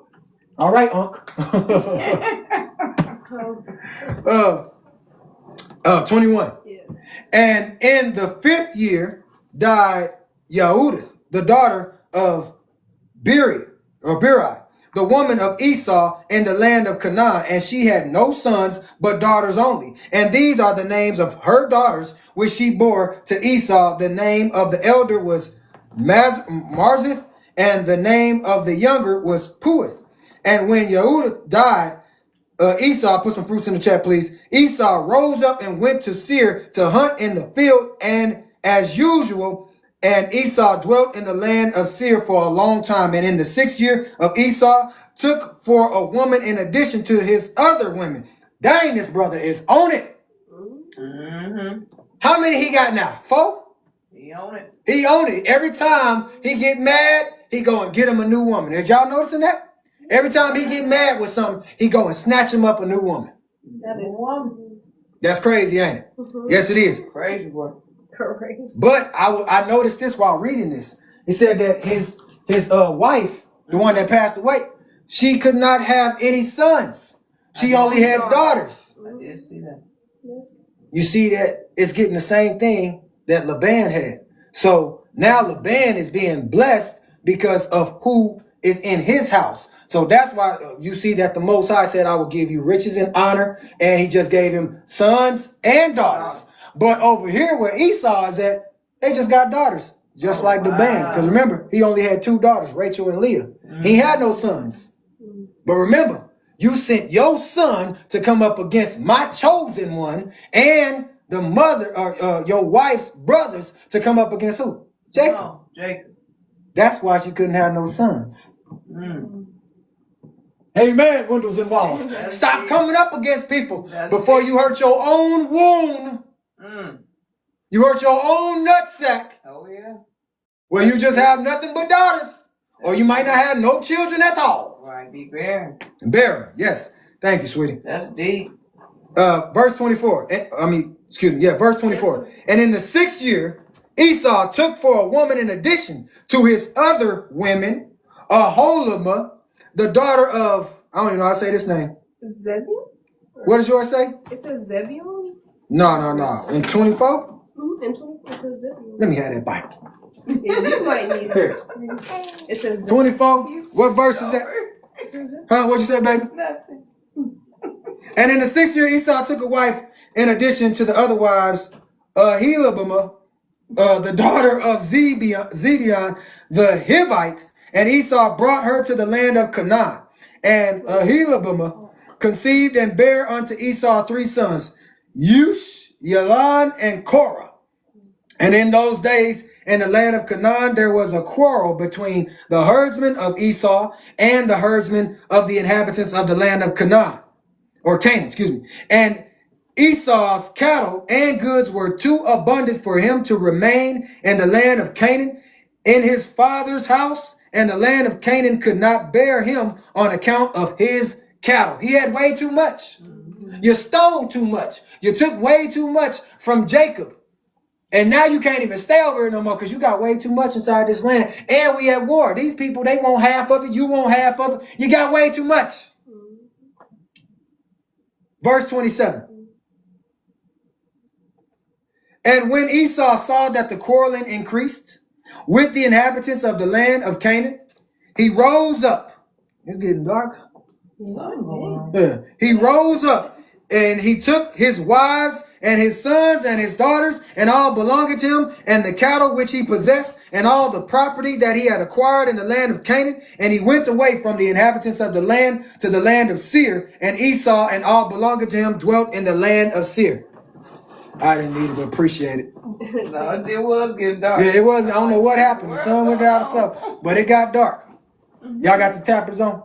Yes. Yeah. Appreciate y'all. We on it. I got mine to reset. But they had to move around because of what? Other people now coming up against you. You ain't as safe as you thought you was. You think you own something? You think you was really doing something? You thought you got away with it? Right. I'm about to move you out the way. That's deep. About to move you and your family. Y'all gonna have to move around because now it's a whole nother family over here that can shut y'all down. You ain't as strong as you thought you was, huh, Esau? But from time to time, Esau would go and see his father and mother in the land of Canaan. And Esau intermarried with the Horites, and he gave his daughters to the sons of Seir, the Horite. He keep on just doing wrong every time. And he wonder why his household is starting to fall. You keep on going to marry these strange folks, creating them and everything, and then sending your sons over there to marry them like everything is all good. And he gave his elder daughter, Marzith, to Anah, the son of Zebeon, his wife's brother. And Puath he gave to Azar, the son of Bilhan, the Horite. And Esau dwelt in the mountain, he and his children, and they were fruitful and multiplied. Where did they live? Was it? In the mountains. No. In the Khazarian mountains. They live. Esau was in the mountain. Yeah, but Esau, hey, he should be good out there. He know how to hunt. That's where he go all the time. You right. Them animals know him soon as he step on the scene. Oh, y'all, that's Esau. Sorry, man. That's Esau. We know who that is. He been out here hunting for a long time. He know that life. So he should be used to it. It shouldn't be a problem to live inside the mountains. I need something to drink. Anybody got anything they want to say? Add? Saying this is really good. Yeah, Shalom. this is good. We enjoying it. Oh, shoot. Here go General. I could bring my brother up, huh? Yeah, you can bring him up. Look, baby say we could bring you up. Hey, General Shalom, huh? We can bring Coco up. Shalom, family. Shalom, shalom. Man, you cooking out. Man, I'm just saying, bring it on out, man. I just went and grabbed my Jasher right now. All praise.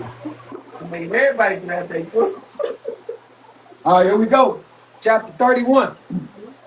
Is it 31? Yeah, exactly. Appreciate y'all. Look, 31. I got my whole crew over here. They holding me accountable, keeping me on the right page and the right verses. Hey, up. Yeah, they up to date. They ain't sleep. Appreciate you, LJ. Appreciate you, Jared. Nee. You're welcome. Now, falling asleep on me, you don't never go to sleep, so I'm always appreciative of you. No, I ain't sleep. I'm listening. Your body gets up from the word. Yes, I do. And in the 7th year, Jacob's service which he served Laban was completed. And Jacob said unto Laban, give me my wife. Come on. Look, give me what's mine. I done worked 7 years real hard. I ain't had no job. I done came out here and helped you get you some children. You done got sons and daughters, and you got riches and honor. Give me what's mine. For real. Give me my wife, for the days of my service are fulfilled. And Laban did so. And Laban and Jacob assembled all the people of that place, and they made a feast. Look, hey, I'm about to throw you a party. Hey. It's just gonna be a celebration, y'all. One of my daughters is leaving the house. I had one less mouth to feed. Right. Now she about to be with somebody that I know this brother gonna work. Because look what he did over here. He showed me exactly what type of man he is. Yeah. But don't forget, y'all, Laban is a trickster. Oh yeah. He's a trickster. We about to see. We about to get it. Verse 3. And Jacob said unto Laban, wherefore dost thou do this thing unto us? And Laban answered, such is our custom to act in this land. Hold on, wait a minute, man. We ain't had no parties when I was staying with my dad, my mama and daddy and them. We wasn't finna have no celebration. Wait, why y'all doing this thing? This is our custom over here, nephew. Right. This is what we do. This is what we do. We throw parties. We have feasts. And afterward, Laban took his daughter Leah, and he brought her to Jacob, and he came to her, and Jacob did not know that she was Leah. I told y'all he was a trickster. Cause what did he do? He brought Leah to him. Now it ain't light where they at. Okay, it's dark in this room. He misled. But you got to get him drunk first. Right. And Laban gave his daughter Leah, his handmaid, or his maid Zilpah, for a handmaid. And all the people at the feast knew that what Laban had done to Jacob, but they did not tell the thing to Jacob. That's the best. Kind of like what happened to LeBron James with his mama. That's a Remember, mess. all of Cleveland knew that dude was sleeping with LeBron's mama, but didn't nobody say a jackdog thing to LeBron. Now, I'm just bringing that full circle to this lesson. Everybody knew that he had went and got Leah, the tender-eyed one. Right. But everybody knew that Jacob didn't know. That ain't who he worked for. That ain't who he worked for. And all the neighbors came that night to Jacob's house, and they ate and drank and rejoiced and played before Leah upon timbrels and with dances, and they responded before Jacob, Leah, Leah. Now, that's just Leah. Yeah. But Jacob didn't know what it meant. They was out there saying, Leah, Leah. Jacob don't know what's going on. And Jacob heard the words, but did not understand. Oh, there it is right there. And Jacob heard the words, but did not understand their meaning. But he thought such might be their custom in the land. Remember, this is their custom. So he don't know what's really going on because he ain't never had no party or no feast before. He ain't never been to one.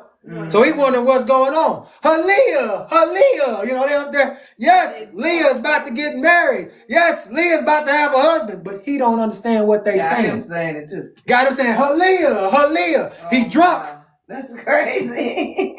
This is why you don't want to get drunk. You don't want nobody putting nothing in your drink. Don't want nobody bringing you no drink. 9. Verse 9. Thank you. And the neighbors spoke these words before Jacob during the night. And all the lights that were in the house, Laban had that night extinguished. So he blew out all the candles. All of them. It's dark up in here. Oh, no, you ain't finna see this tender-eyed tenderoni. You finna... We need it dark. Yeah, we need it dark. Because we know you ain't finna sleep with this one right here if you saw what she looked like. When did that light come on? Yeah, wait, soon as that light come on, it's like, hold on, let me pause. What verse am I at, baby? We're in 10 now. All right, it's like vampires. I like to call them vampires. Because vampires, they only come out at what? At 9. But they got to go back into their coffin before the sun come over the horizon. Or before the light come on. Right. So if Jacob would have turned on a light, if they had light switches back That light then. on, y'all. But they had no light switches. They had candles. So if he would have just lit a candle, he would have saw what he was working with. He would have saw what was right there. So they must have been about the same size. I don't think they, was different in size, but different in facial features. What verse, baby? Baby girl? Verse 10. And in the morning, when daylight appeared, I told y'all, vampires. A vampire. Because in the morning, the daylight appeared. Jacob turned to his wife and he saw, and behold, it was Leah that had been lying in his bosom. And Jacob, behold, now I know that what the neighbors said last night. Leah, they said, I knew it not. He said, hold on, wait a minute. He wake up in the morning, she laying right here on his chest. He's like, Leah, where Rachel at? Hold on. Now I know what they were saying last night. Leah. They was telling me that I'm finna get married to Leah. Man, let me go holler at Laban real quick. Let me go holler at Laban. Gonna have me marry this tender-eyed woman. They done got you good. And I can't even let her go because I done went into her. All right, Unc? You know what Unc be saying. If you sleep with her, you gotta keep her. You can't let her go, even if you get tricked into it. Mm-hmm. And Jacob called unto Laban and said unto him, what is this that thou didst to me? Surely I served thee for Rachel. Why didst thou deceive me and didst give me Leah? Hey, man, hold on. You didn't put me in a trick bag. Oh, yeah. You know I served you for Rachel. I wasn't trying to get this tender-eyed girl. Come on. What kind of games we Well, playing? yeah, say it again, baby. What kind of games is y'all playing? For real. Everybody up there last night talking about some Leah, and you talking about this is your custom. And then you gonna give me this one. You know how hard I worked. Gonna play me like a tune. Mm-hmm. And Laban answered Jacob, saying, not so. It is done in our place to give the younger before the elder. Now, therefore, if thou desirest to take her sister likewise, take her unto thee for a service which thou wilt serve me for another 7 years. Y'all know he was just playing them, right? That's deep. Yeah, that's deep. He was just trying to keep them so he can keep on getting blessed. Right. So he can keep on getting the riches and the honor. And both his daughters. For both his daughters. He's trying to get rid of both of them. Don't tell him. It's our custom that you get the older one first before you get the younger one. You can't have the younger one and the older one ain't got one. But if you serve me another 7 years, I'll be glad to give you the other one. That's crazy. You gonna play me like that, man? Gonna have me work for 14 years? All right, fine. Because I really want that one. He really want that. But you played me with this one. Uh-oh. That's deep. 13. Thank you. And Jacob did so. And he also took Rachel for a wife. And he served Laban 7 more years. And Jacob also came to Rachel. And he loved Rachel more than Leah. And Laban gave her his maid Bilhah for a handmaid. Now, this is a father, y'all. Mm-hmm. For the women that be tripping, this is a father that don't mind his daughters sleeping with the same man. Husband, not man, but husband. Because he already got Leah. Now he's saying, look, you can have Rachel too. And I'm going to give you handmaids right along with them. So they both came with what? A handmaid. Remember the Most High said, I'm going to multiply you. I'm going to give you riches and honor. He didn't tell you exactly how he going to do that thing. But he told you that he going to bless you. And when the Lord saw that Leah was hated, the Lord opened her womb and she conceived and bare Jacob 4 sons in those days. Y'all know he hated her. Yeah. He didn't want her. That's why the father gave her away. But the Most High said, oh, you going to hate what I blessed you with? Oh, shoot. I'm about to give you some children out this one that you hating. But that one that you want, I'm going to make her barren. Yeah. She ain't going to have nothing.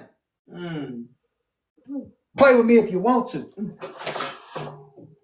And I'm saying that to anybody. That's for me. We finna have some babies. We finna have some children. I don't hate what's mine. I want some children. I want some more. I want to be, boy, I want to try. You hear me? I want at least about 10, 11 more. Oh, y'all pray for me. And y'all gonna be the ones helping me with it. You feel me? Yeah, read the story. They was helping with each other. They showed up gonna be helping. And Jacob did. Oh, wait a minute. And when the Lord saw that Leah was hated, the Lord opened her womb, and she conceived and bare Jacob 4 sons in those days. And these are their names. Y'all ready for their names? Yeah. Reuben, Simeon, Levi, Judah, and she afterward left barren. Who that is? Unc, who brought you up? It was you. I did not. Somebody, it probably was General. I'm tapping. All right. But she had how many sons with Jacob? 4. She had 4 of them things, and then she left barren. That means that she wasn't gonna have no more children right after that. But you ain't gonna hate what I gave you, Jacob. Don't be hating. Hey, you better not hate that woman. And that's to all men right now. Don't hate what the Most High blessed you with. Appreciate what he gave you. He gave it to you for a reason. You could have been with somebody else, but he gave you that one. So appreciate that one. Love that one. And love the Most High for what he did. Don't try to tell him how to do his job and what he's going to bless you with. And at that time, Rachel was barren, And she had, this is verse 16, she had no offspring. And Rachel envied her sister Leah. And when Rachel saw that she bare no children to Jacob, she took her handmaid Bilhah, and she bare Jacob 2 sons, Dan and Naphtali. Oh, she hated her sister so much. Since she couldn't have no children, she's like, look, hey, you can have my handmaid. Here you go. And these are going to be my children. And when Leah saw that she had left bearing, she also took her handmaid Zilpah, and she gave to her Jacob for a wife. And Jacob also came to Zilpah, and she also bare 2 sons, Gad and Asher. Come on. Hold on. The sisters is in a feud. He loves me more. No, he loves me more. He wants to be with me. No, he wants to be with me. They just in a tug of war, back and forth. Look, you can have my handmaid. She gonna have some children. No, you can have my handmaid. She's gonna bring you some children. This is a childish behavior, but this is how the 12 tribes of Yasharel exist.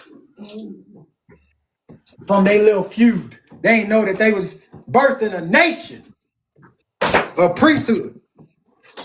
And Leah again conceived and bare Jacob in those days, and 2 sons and 1 daughter. And these are their names: Issachar, Zebulun, and their sister Dinah.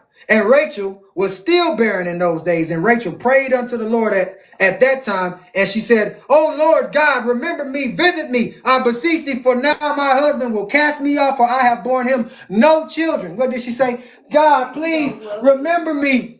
Help me out. If you don't give me no children, I am no use to my husband. He's going to put the nail out the tent.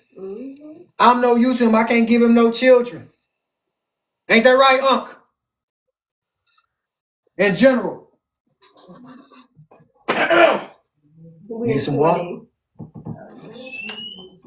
What happened? Can you give me my water? It's right. I'm here. I'm here. But she cried out to the Most High because she looking at her sister that had 6 children, and then the handmaid that had 2, and then this other handmaid that had 2, and she ain't got nothing. So her husband, he just enjoyed it, like, hey, shoot, let me have this, another one, have this more. Like, Father, you got to do something for me, because if I can't have no children, what good am I to my husband? He gonna let me go. Now, oh Lord God, hear my supplication, verse 20, before thee. See my affliction, and give me children like one of the handmaids, that I may no more bear my reproach. Said, Father, please forgive me. Like, search me out. Whatever is in me, take it out of me, because I want to have some children. I want to have some babies. I want to have somebody, this man that first kissed me when he met me at the well, when he picked me up and he hugged and loved on me. She might have been remembering everything that she had went through, because she cried out to the Most High, because what is the woman created to do? Bring children into the world for her husband. I see you, girl.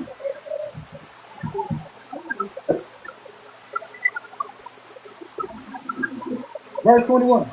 And God, Yahuwah, heard her and opened her womb. And Rachel conceived and bare a son. And she said, the Lord has taken away my reproach.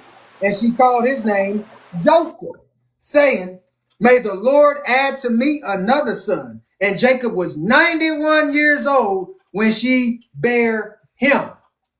The man was 91 years old, still getting it in. Unc say, look, if it worked, you better use it. I don't care how old you is. Ain't that what you say, Unc? If it worked and you got it, you better use it. But this is how this man's life is still being prolonged, because he's having children. What Unc said, take that millionaire shot. Take that the millionaire shot. That's what I'll call it, the millionaire shot. What's the millionaire shot, Unc? Unc, Mike. What I like about that passage you just Millionaire read. shot is Honey, lemon, lemon, olive oil, olive oil, And cayenne pepper. And cayenne pepper. The millionaire shot. And if you really want to get it, go get you some watermelon and watermelon rind, the white part of the watermelon. That'll get you up. Eat the watermelon rind? Eat the white part, yeah. Boy, I remember they used to tell us that make you sick. They did. Make you like steel. Let me shut up.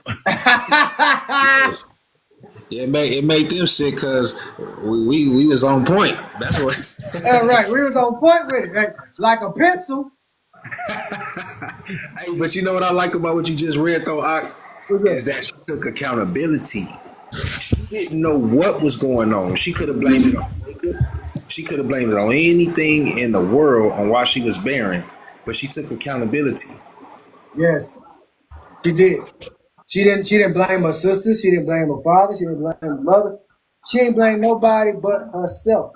Mm-hmm. She asked the Most High to remove something out of her that she needed so she can have children, because she realized the reason she ain't having children is because of the hate in her heart for her sister. She knew, understood that the reason for intimacy was for procreation. And if they wasn't getting pregnant, something was wrong. Oh, they see you, baby. All praises, all praises. You know, for a fact, G-Pop wasn't nothing wrong with the two. Everything was working perfectly well. Right, it wasn't nothing wrong with Jacob. We can see that clearly because he didn't had 4 by Leah first. Then he turned around and had 2 by the handmaid. Then he turned around and had 2 more by Rachel's handmaid. Then he had some more by Leah. So we know that thing is working. But I don't know why it ain't working with this one over here. We know why. It was the hate in our heart, because hate will consume you. Matter of fact, it'll block your blessings. Hate will block your blessings. Hey, I need to get the hate out of my heart. If I got any hate in me, I want the Most High to remove it from me. I don't think I got any, but He knows better than I do. So I can be blessed. Yes, so we can be blessed. What she say? She said, "Whatever is in me." Whatever is in me. Whatever it is. Take it out. Right, I'm gonna read it again. Verse 20. It says, "Now, O Lord God, hear my supplication before thee." Her what? What's a supplication? Somebody help me out. Her prayers. Her prayers. Hear my decree towards you. Hear what I got to say, Father. Prayer and supplication. Yes, through prayer and much supplication. My favorite scripture. It sure is. Before thee, and see my affliction. See what is wrong with me. See my affliction, and now give me children like one of the handmaids, that I may no more bear my reproach. Look, you didn't let my handmaids have children. So please just remove whatever it is within me. See what it is, so I can have children just like my handmaids. Didn't she have 2? Just like the handmaid? Handmaid had 2. She had 2 boys. And God, Yahuwah, heard and opened her womb. So He heard her prayer. She was sincere in this. And He decided to do what? Open her womb. But she had to go to who? The father. She couldn't go to the one that her father was serving, because y'all know Laban ain't with all that, right? The only reason that they getting blessed, I'm going to say it one more time, is because Jacob is over there and he serves Yahuwah. Laban don't serve Yahuwah. He serves gods of wood and stone over there. You finna find out images. 21. And God heard and opened her womb, and Rachel conceived and bare a son. And she said, the Lord has taken away my reproach. What did the Lord take away? Her reproach. Her hatred. Wait. He took that hatred out of her, and He opened her womb. He heard her prayer. Yes, He heard her cry. Yes, heard her cry. And she called his name Joseph, saying, may the Lord add to me another son. And Jacob was 91 years old when she bare him. And at that time, Jacob's mother, Rebekah, sent her nurse, Deborah, the daughter of Uz, and 2 of Isaac's servants unto Jacob. And they came to Jacob to Haran, and they said unto him, Rebekah has sent us to thee, that thou shalt return to thy father's house to the land of Canaan. And Jacob hearkened unto them, and this which his mother had spoken. The mama sent for her son to come back. Why? You got to see your daddy off. Oh, yes. You got to see what's going on. I want you to see him one more time before he pass on. Right.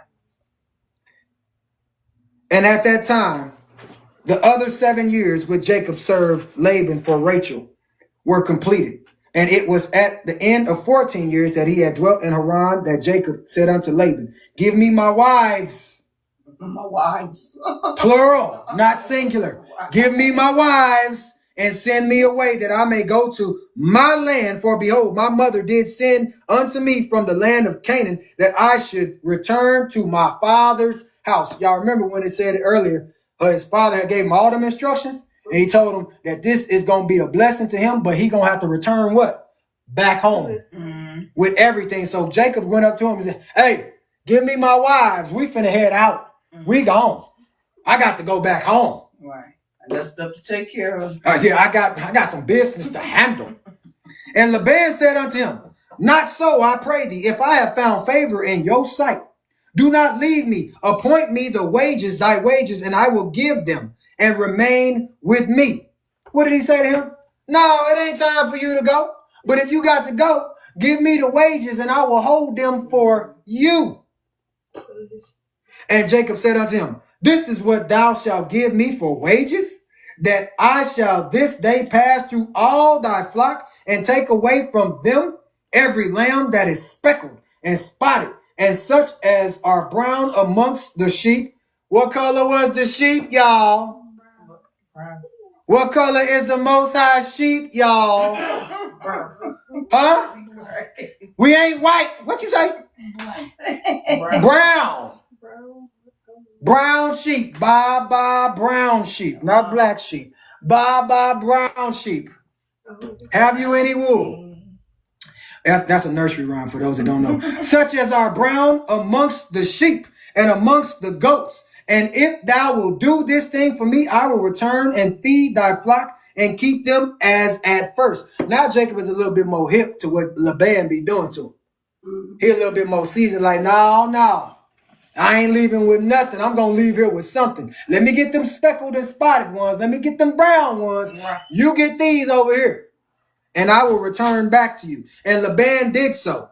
And Laban removed from his flock all that Jacob had said and gave them to him. So he removed what? Uh-oh, the puzzle done popped up. He removed all that is speckled and spotted and such that are brown. So he removed all the ones that had vitiligo. Pretty much. And Jacob placed all that he had removed from Laban's flock in the hands of his sons, and Jacob was feeding the remainder of Laban's flock. So he still was working for Laban, but he had his own too. The reason that he had his own is because he knew that when he leave, he got to leave with something. I can't go back to mama and daddy in the house with nothing. Right. I got to go back with something because I still got to work. I still got a job to do.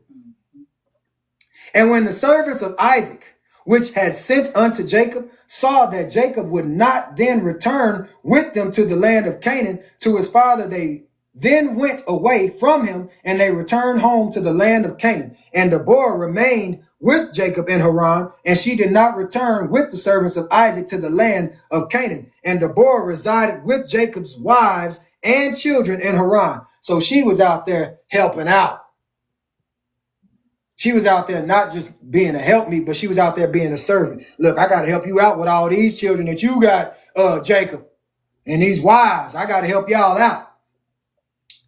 And Jacob served Laban 6 years longer. And when the sheep brought forth, Jacob removed from them such as were speckled and spotted, as he had determined with Laban. And Jacob did so at Laban's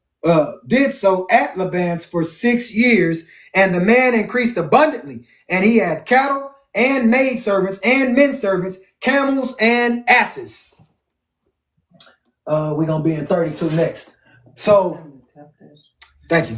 You can say it louder. But hey, y'all, can y'all tap the screen, share the live, and repost? I appreciate everybody. This is going to keep a brother on the For You page and on the algorithm by y'all tapping. Because if y'all tapping, y'all clapping. Come on. Y'all are clapping when you're tapping. Y'all like the live, tap that screen. Yeah, y'all like what y'all hearing. Y'all know the Most High is using the brother. Tap the screen. I appreciate y'all. That's the address that I have to send. Oh, you good? But so Laban worked a total of 20 years. Not Laban. Jacob worked a total of 20 years for Laban. Mm-hmm. But he worked those 6 extra years so he can get what's rightfully his. Right. His wives and the cattle, the flock, the sheep, the camels, the asses, the men servants, the maid servants, everything. That's rightfully his. He worked that hard. He deserves it. So that's like y'all. If y'all working for the company, they owe you. They owe you something. I'm going to leave here with something. I ain't leaving here with nothing. I had to put all these years in. That's the same thing that Jacob is saying to his boss at the time. We're going to say Laban is the boss. He going to leave with something. I'm not leaving here with nothing. I'm taking my wives. I'm taking everything that I worked hard for. You not keeping a jackdog thing away from me. Because without me, you would be nothing. And you wouldn't have nothing. So give me what's rightfully mine. Let me say it for today's world. Without us working for them, they wouldn't be nothing. Without us on this platform wouldn't be nothing. Without y'all working in the world for the people that you work for, they wouldn't be nothing. Television. They need us in order to prosper. Come on. Movies wouldn't be nothing. Yes, movies wouldn't be nothing without Yasharel. Music wouldn't be nothing. Music wouldn't be nothing without Yasharel.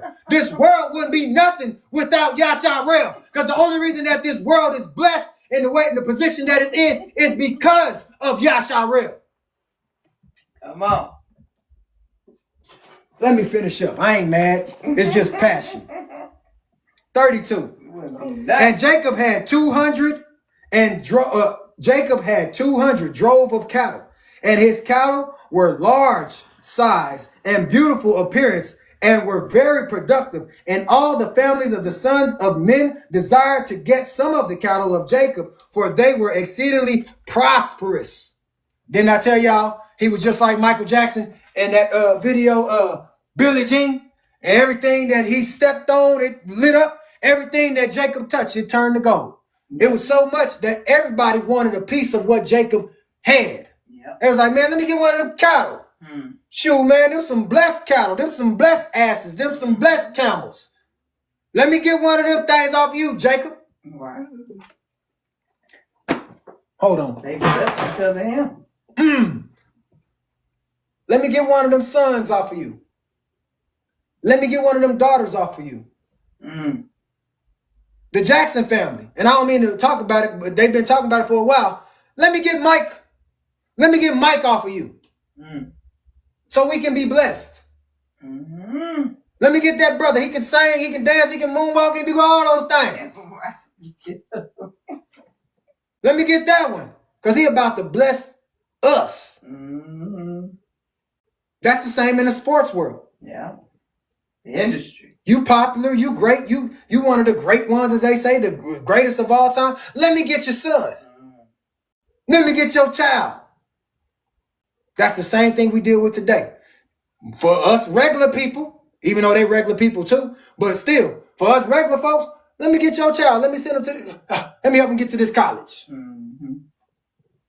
Let me get her. She can sing. Yeah, the gifts. They only want them because of the blessing.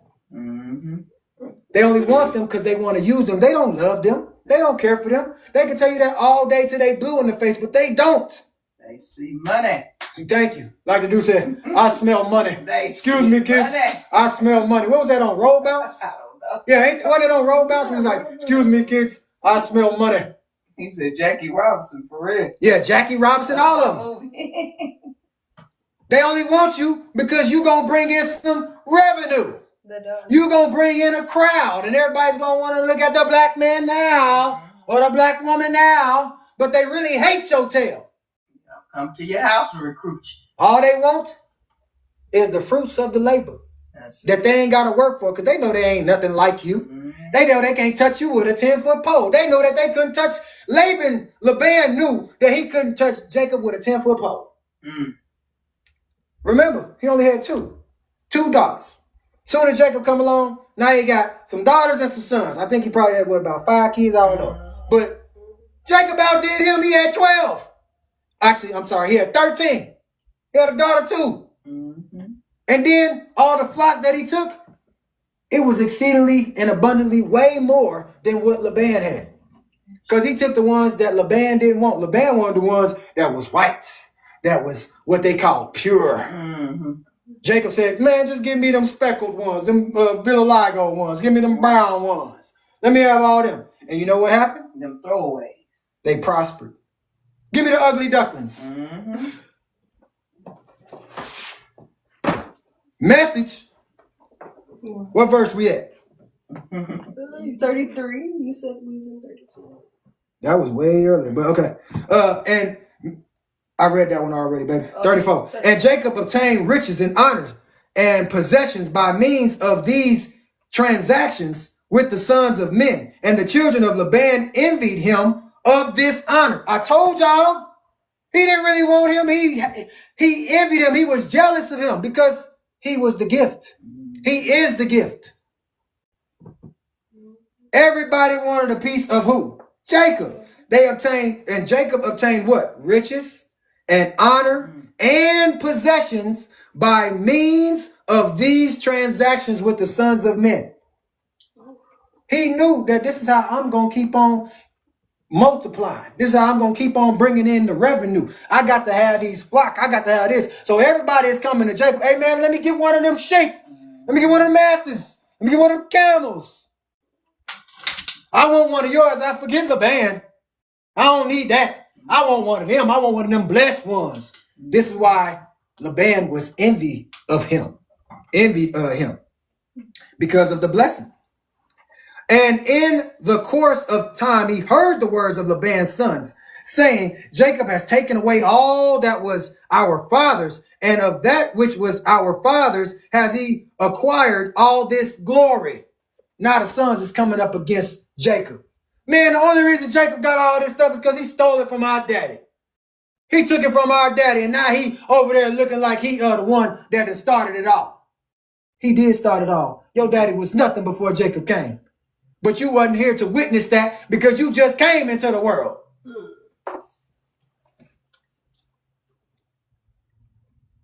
36. And Jacob beheld the countenance of Laban and of his children, and behold, it was not toward him in those days as it had been before.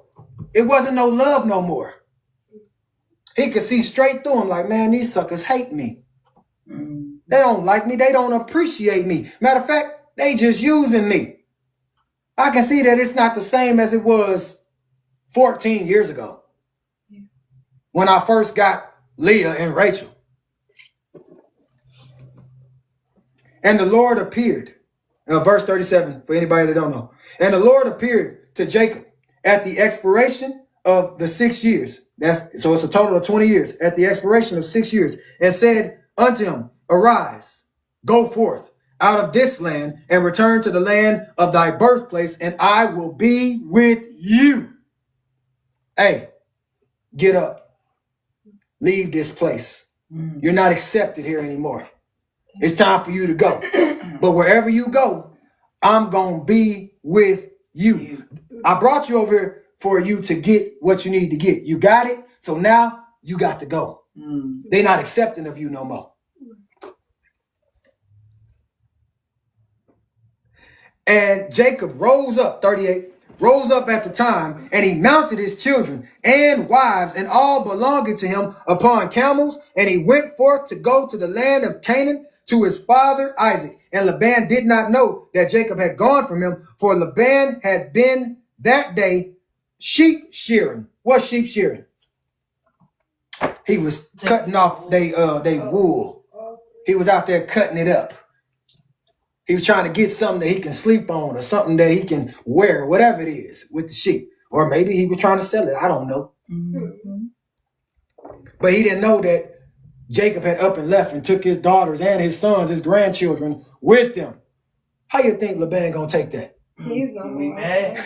Because remember, he didn't want Jacob to leave in the first place. He's still trying to hold him. Hold on to that Well, blood. Because he keep telling him every time, like he did the first time. Okay, he gave him Leah.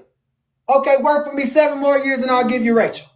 That's another 7 years, so that's 14. Now he ready to leave again. Oh, well, if you just work for me another 6 years, I'll give you this. So every time he get ready to leave, if you work for me every time, I'll give you this. So he holding them hostage. Yes. That's how they do you at your job. Man, I was just getting ready to say that. Hold on. Say it, baby. That's Say how they do you at the job. That's how they do you at the job. As soon as you start talking about, I'm going to put it in my 2 weeks notice. Right. If you a great worker, Yeah. they going to try to keep you. Look, hey, we'll give you an extra raise. We'll give you a $2, $3 raise. Please just stay. All of a sudden, the raise can happen. You know why they want you to stay? Because you're the only one that's making it. No, because you bringing in the dough. You the one bringing You the bringing money. in the money. You bringing in the millions. That part, millions. I can't let you go. Who I'm going to get to replace you? There's nobody else out there like you. Don't nobody else come in here and praise and worship and set the tone inside the building, and she know who I'm talking to. But still, don't nobody do it like you do. Matter of fact, don't nobody teach the children the way that you do. Like you do. You done got kids that don't know, children that don't know how to speak, to talk. Come on, say it. You done taught children potty training, and their own parents don't even do what you do. We want to keep you. What do we got to do to keep you, ma'am, sir? Huh? How much we got to pay you? How much do I have to pay you, Jacob, for you to stay? Sometimes you got to do like Jacob, and you got to just walk away. You got to leave without them knowing. You can't even say, I'm putting in my 2 weeks notice. Because in the back of your mind, I'm not coming back here. I know what I'm capable of and what I can do. I know that the Most High got me. Hello. Because then he wake him up, he said, arise. Leave from here. The Most High going to wake one of y'all up one day, or some of y'all up one day. He going to have y'all sleeping. He going to say, don't go to that job no more. You can do better than that. As a matter of fact, I'm going to be with you in whatever you want to do. Stop supporting them fools. He gonna shut it down. Amen, windows and walls. Amen. Verse 40. So when they tell you to go back to Africa, why are you laughing? I'm being serious. Do they mean that? No, they don't mean it. You know they don't mean it. They just say it just because they want to make you mad. Or they want to hear that. I ain't from Africa. I was born over here. I ain't never been to Africa. What you mean go back to a place that I ain't never been? No. If Yasharel, every single one of Yasharel, and I mean all 12 tribes. I ain't just talking about the black people. I'm talking about all brown skinned folk. All the tribes. If we just packed up and left up out of here, They be tore up. they'd be tore up because they wouldn't know what to do. They don't work like that. They showed up. They don't work like y'all. They don't play basketball like y'all. They don't play football like y'all. As a matter of fact, they know that the people ain't even gonna watch it. And they be tired and sick trying to entertain themselves. They can't replace us. We got it naturally. And I'm gonna say it like this. People say it all the time. But they can't compete where they can't compare. Say it again. They cannot compete where they can't compare. You cannot come up against the Most High's chosen people. He gifted us this way for a reason. But they try to compare. Try to tell us that how to raise our children. We the one that taught y'all. We the one that educated y'all children. That part. As a matter of fact, we still teach them. And some of us is teaching them the wrong thing. And guess what your children is doing? Following the ones that's doing the wrong thing. Amen, windows and walls. Let me get back to this. I gotta take a drink. Y'all can talk. Now you just said you can't compete when you compare. And I even think about TikTok where they'll take different movies and whatnot and try to act stuff out. They want to be you. Yeah. They take your sayings and everything. I see it all the time on TikTok. I see people when they be doing the matches and everything. They start talking like, I'm like, man, they be talking like us, but they'll never give you the credit you deserve. They don't never want to say, thank you for teaching me this word. Thank you for teaching me this term. Thank you for teaching me to act like this. Thank you for teaching me to be ghetto. Ghetto. Ratchet. To act like y'all do. They want to say you can't act a color. I ain't say act a color. I said act like we do. A culture. Read this message and put it in. What message? Who did? Preach Islam. I don't know who that is. Oh, that's Raymond. I don't know what he's saying. blah, blah, blah. Anywho, you see? And they always want to try to come up against you.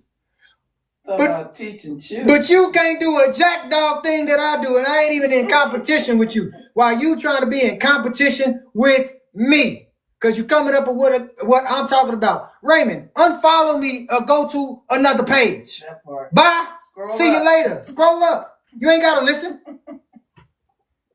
I'm tired of being nice to y'all. I'm going to be nice and educate you at the same time in a loving way.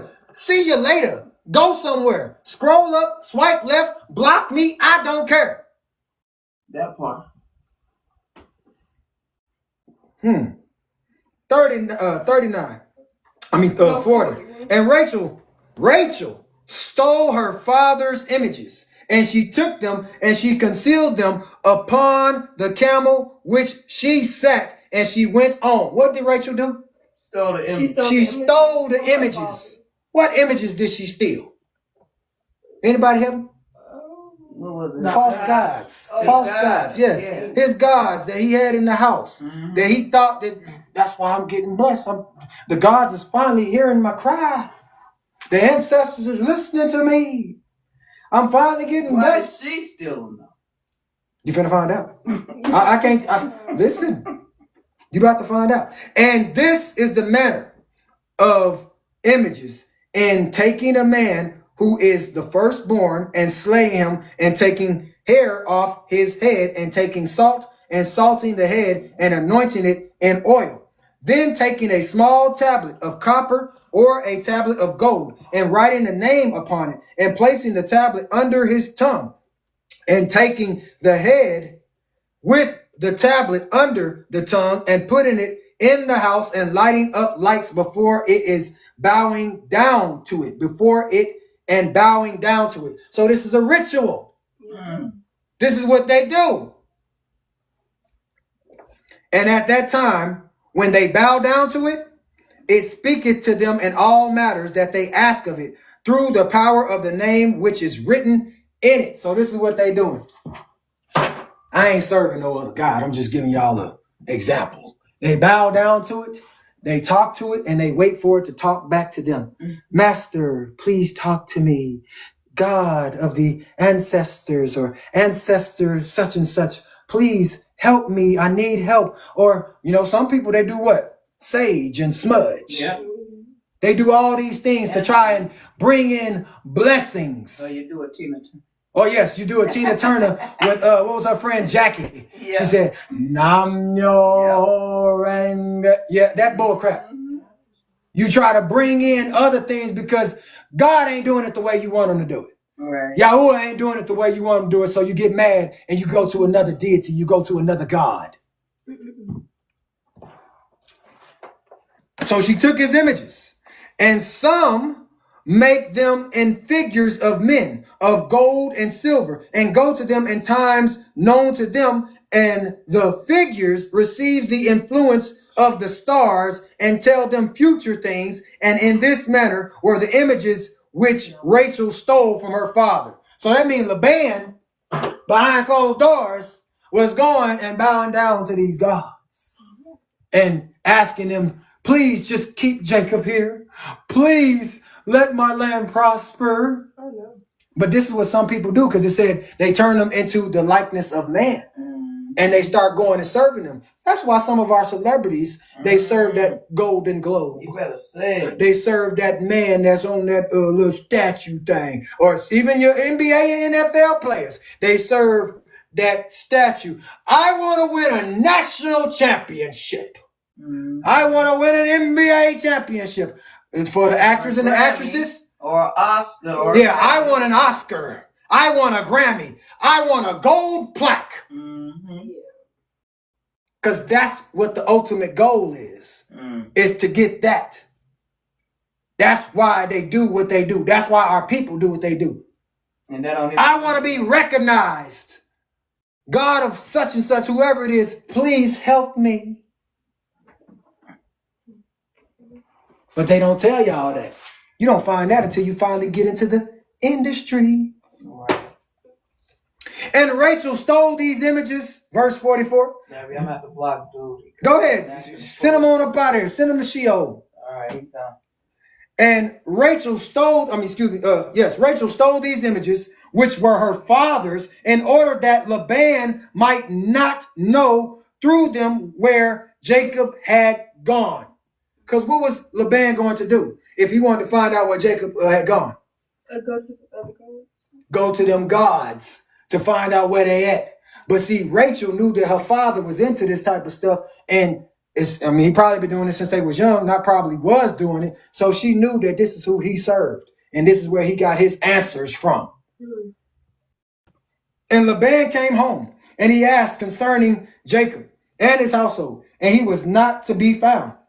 And Laban sought his images to know. He did exactly what Rachel thought he was going to do. He sought his images to know where Jacob had gone and could not find them. And he went to some other images and he inquired of them. And they told him that Jacob had fled from him to his fathers to the land of Canaan. So Rachel was right on point. She didn't want her father to know where her and her husband and her husband's wives and the children had gone. Because what did Jacob do? He's like, hey, where Jacob at? Where Rachel and Leah at? Where Bilhah and what's the other one name? Zilpah. Mm-hmm. Where Bilhah and Zilpah at? And where's all my grandchildren at? You said Jacob. You mean Laban. Laban. Laban, my bad. I appreciate y'all. Listen hard. I appreciate y'all. I'm gonna say you a Jacob. But Laban comes into the house and he's like, where Jacob at? Mm-hmm. Where's Rachel? Everybody gone. Where's Leah? Everybody gone. Where's Zilpah? Where's Bilhah? Where's all my grandchildren? Mm-hmm. Everybody just up and just left. Mm. Oh, I gotta go talk to my gods. Gotta go talk to my images. And somebody that took my images. Mm. You know, that's cool because I got some other ones. I'm gonna go holler at them.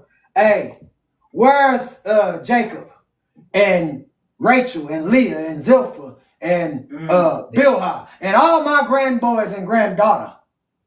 And they told him where he was at because he served another god. Mm. They told him. verse 46. And Laban rose up and he took his brothers and all his servants and he went forth and pursued Jacob and he overtook him in Mount Gilead. And Laban said unto Jacob, what is this that thou hast done to me? To flee and deceive me and to lead my daughters and their children as captives taken by the sword. Hold on. Mm. What Unc say? They ain't yours no more. Why? These is mine. See, he think he in Jacob's head. Mm. Like he's You took my daughters. These ain't yours no more. They my wives. They are your daughters, but they are now mine. I own them. I worked for them. And these are my children. Last time that I checked, you didn't plant the seed in them. I did. Mm. Don't be trying to claim what's yours, which is actually mine. He must have forgot. Say it one more He time. must have forgot. He must have forgot. And Laban said unto Jacob, what is this that thou hast done to me? To flee and deceive me and to lead my daughters and their children as captives by the sword? Did Jacob do that? Did he? Hey, y'all, come on with me. I got a sword. Get your tail in the car. Get in the car. You know, like Ike Turner on What's Love Got to Do With It. You know what they do to people when they kidnap their kids? Or Fruits in the chat. They lock them up. Get in the car. Right. He didn't do that. He sure did. He put them on camels and put everybody on a camel and made sure that they can get to their destination. Remember, these are his animals. So he got enough to put everybody on. Yeah. Put a whole family on each one of them. Look, probably about 2 or 3 on each one. We moving on, y'all. Just follow me. We going to get to the promised land. We going to get over here to where not the promised land. We going to get over here to where my father and mother is. Where y'all get to meet y'all grandmother and grandfather. Mm-hmm. Y'all get to see where I come from. And thou didst not suffer me to kiss them and send them away with joy. And thou didst steal my gods and didst go away. So he come up to him, look, hey, you ain't even give me the benefit to give them a kiss goodbye. Right. And then you turn around and you stole my gods. And then you turned around and ran away. So you did all that. And you ain't even give me the benefit to even give my daughter a blessing to go. And Jacob answered Laban, saying, because I was afraid lest thou wouldest take thy daughters by force from me. And now with whomsoever thou findest thy gods, he shall die. Mm. Hold on. My. What I noticed about Jacob is Jacob ain't about that life of fighting. He ain't about that life, because every time he move around, it's because somebody is after him. Yep. He just told me, said straight up, thou wouldest do what to me? Right. That you would do what to me? What did he say? Come on. You will. Try to unalive. Yes, I was afraid that you would take your daughters away from me. Mm. Now I ain't gonna have no wives no more.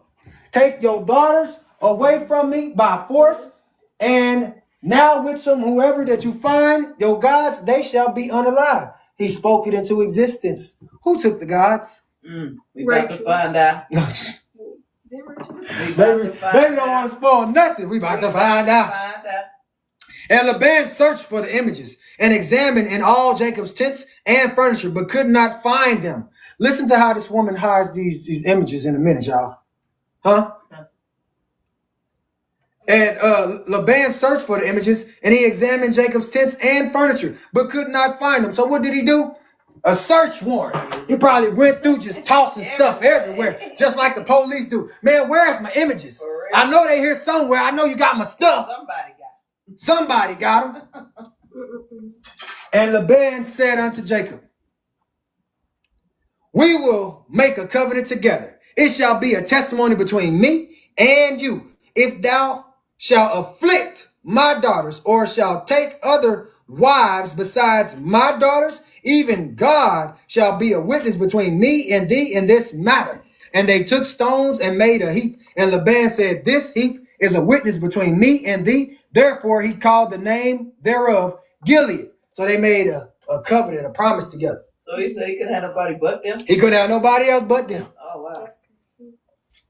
He couldn't have no other wives. Them and they handmaid. But he said, if thou shalt afflict my daughters, if you shall put a hand to any one of them, if you shall hurt or harm them, or shall take other wives, if you go and get some other wives besides my daughters, even God shall be a witness between me and thee in this matter.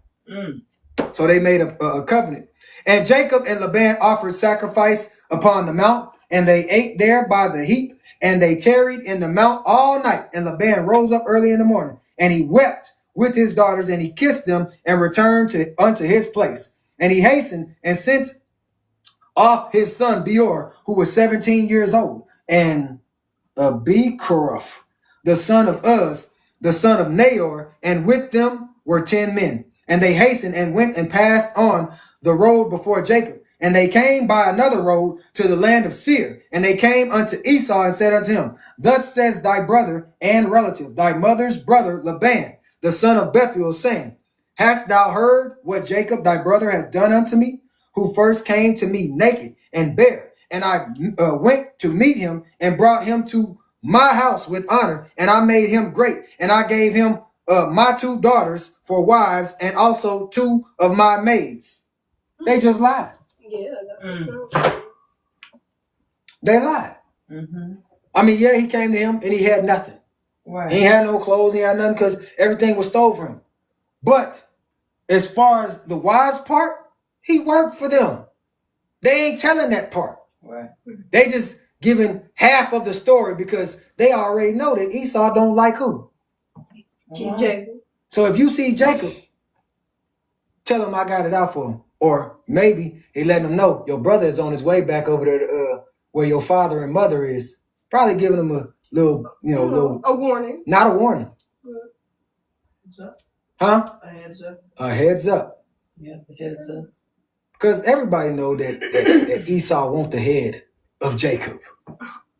Jacob can't catch a break, huh? Heck no, because now Laban then came up against him. How you gonna come up against the one that just helped you get blessed? But that's how they do. That's how they do. Oh, I know. Oh, I know you know. There's people on here right now that I didn't work with, Oh, I know. that I didn't help You know. out, that I didn't. I'm not gonna go into great detail, but I helped them get to where they at, and you know what they do to me now? Come on. They talk noise on me. Act like you don't. They act like I don't exist. I'm not tripping. Raymond Blair, I met him through out here in Oklahoma City. I'm gonna tell it like it is. Now he coming up against me. I don't care. You just one of many. Who was that? I met him out here when I was at Miracle Bible Center. Oh, okay. And God blessed him on my account. And he increased abundantly and had sons and daughters and maid servants. You hear how they lying? He said, the Most High blessed him on his account. No, let's rewind that. All right, back it up. Let's put that in reverse. First of all, the only reason you got blessed is because Jacob was in the midst of you. What Boris said, back it up. Oh, back it up. Stop the car. Hazardous lights on. Because somebody lying. Somebody lied. He has also an immense stock of flocks. Look, they telling him everything that he got. Ain't that what your enemies do? He said he has also an immense stock of flocks and herds, camels and asses, also silver and gold in abundance. And when he saw that his wealth increased, he left me whilst I went to shear my sheep, and he rose up and fled in secrecy. That is all lies to make Jacob look like he's a thief. But you know, Esau already think that Jacob is a what? Thief. Because he took, well, he didn't take. He got blessed with the birthright. He tricked him out of his birthright or the blessing. And then the mama came up and told him, look, hey, go get the he-goats and bring them back here. I'm going to prepare the venison for your father. He got blessed with that birthright. So he looked like a thief right now. Now he over there at Labans spot. Well, first of all, he went to Hebrew and he stayed there for 14 years. Then he went back and he had to go again because Esau was still mad when he seen his face. So the father and mother told him, go over there to Laban and go over there with the blessing of Yahuwah. Go over there and teach them who you serve and what you've learned. Because remember, it was desolate with Laban. His handmaids couldn't even have no babies. He only had 2, and it was 2 daughters. He wasn't getting blessed because he ain't had no what? Sons. He didn't have no more kids. Right, he ain't had none either. And I like to say now, I know why he ain't had none. What he was serving. He was serving them images over there. He was talking to them images, trying to get blessed. Oh, please just give me some sons. Please let me have some more children. And the minute Jacob come here, soon as Jacob come, who's coming on the scene? No, the Most High. Yahuwah is coming on the scene, but as a representation of Jacob. Yeah. So when you see Jacob in the midst of this place, we see him as a man, but that is really the Most High, because he said, I will be with you and I will do what? Bless you. Come on. But they lying, talking about he got all this stuff and he stole it from me and now he just gonna up and leave. And he worked for everything. He worked for that tender-eyed woman. He worked for the beautiful woman, and then he worked for all them flocks. Yeah. The extra 6 years. A whole 20 years he served over there. Tell the truth. Tell the truth. That's it. Tell the truth. He has also immense stocks of flocks and herds and camels and asses, also silver and gold in abundance. And when he saw that his wealth increased, which is a lie, he left me whilst I went to shear my sheep, and he rose up and fled in secrecy. And he lifted up his wives and children upon camels, and he led away all his cattle and property, which he acquired in my land. And he lifted up his countenance to go to his father Isaac to the land of Canaan. First of all, Laban knew that Jacob was leaving because he had already told him. Yeah. And he said for 6 more years, his 6 years was completed. So it wasn't in secrecy. It's done. I ain't got to serve you no more. Wow. I got everything that I need. I got my wives, I got my children, and I got my flocks, I got my camels, got my asses, got my stocks, got my riches and glory. I'm gone. I don't need you no more. I never did. You needed me. Say it for the people in the back. I knew she was going to say it. Because go to the job and tell them, I never needed you. You needed me. And how you can prove that to them? All you got to do is walk away. All you got to do is leave. All you got to do is leave and watch everything fall. Watch everything crumble. Watch them lose all them little, what do they call them? Come on. What do they call it when they give it to them? What, stipends? Yeah, stipends. Mm-hmm. Watch them lose all their little stipends and all their little Little extra trinkets. yeah, their little extra trinkets, the little money that comes in, Mhm. people invest in them, all that stuff go away because you didn't appreciate what you had. That's it. And now what you had appreciates himself or herself, and they said, it's time for me to go. Time for me to roll. Like Too Short say, it's time to go. Time to go. We out. All right, let me finish this up. 61. I got you. Then they gonna be looking for you. And they ain't gonna be able to find you. They're gonna have to go to them images, baby. And he did not suffer me to kiss my daughters. They just whining and lying. And he did not suffer me to kiss my daughters and their children. And he led my daughters as captives, taken by the sword. And he also stole my gods, and he fled. And now I have left him in the mountain of the brook of Jabbok. Him and all belonging to him. He lacketh nothing. He trying to set him up. Trying to set him up so everything can be stolen. What's up? Carolyn. Huh? Carolyn. Oh, he can go back. Bye-bye. Go ahead and meet him at the door and let him know. Yeah, they can handle that. Yeah.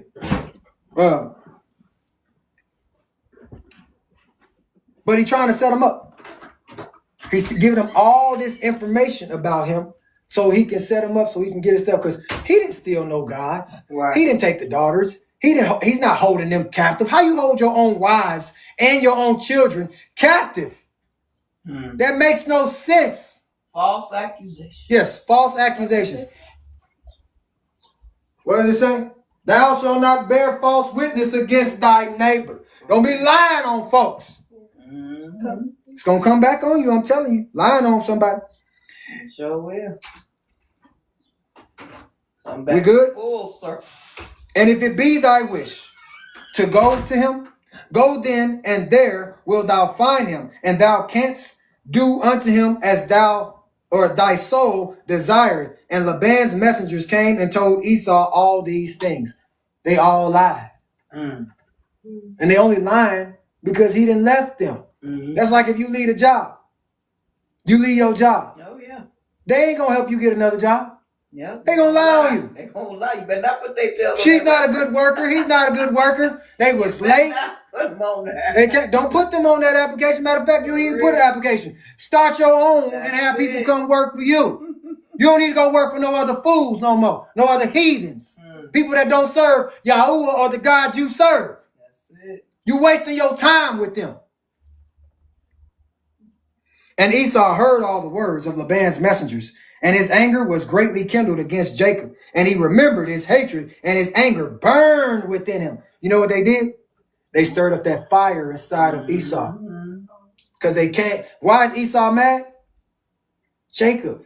Do you know what Jacob got blessed with? Come on. He got blessed with wives. Yeah. Children. Now, mind you, Esau went and he got wives too, but he didn't get blessed with his wives, nor his children. You was coming up against Esau. You came up against your father and your mother. You think Yahuwah, the Most High, is going to bless you? No. You're going to be cursed. But Esau's mad because Jacob got stocks. He got flocks. Come on. He got riches. He got honor. Remember, they stole everything from him. This man shouldn't have nothing. He was homeless. He was poor. Come on. He was naked. That part. And then now he's clothed with riches and honor.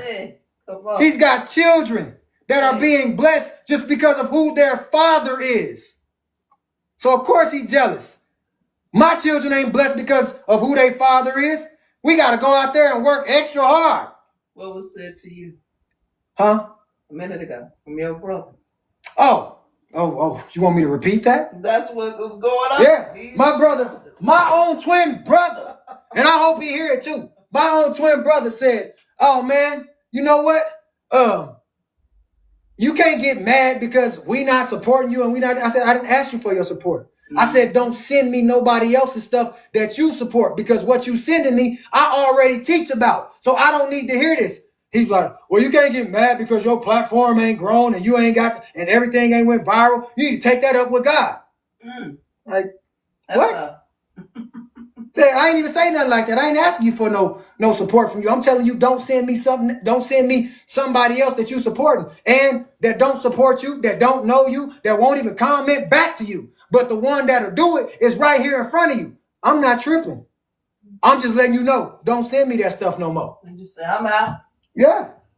I ain't mad at you. I love you. I'm out. Shoot. I ain't tripping. I ain't hurting.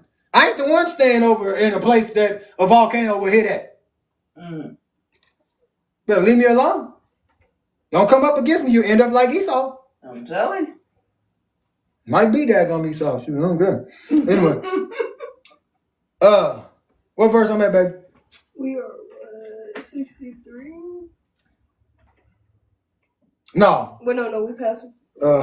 And Esau hastened and took his children and servants. We had 65.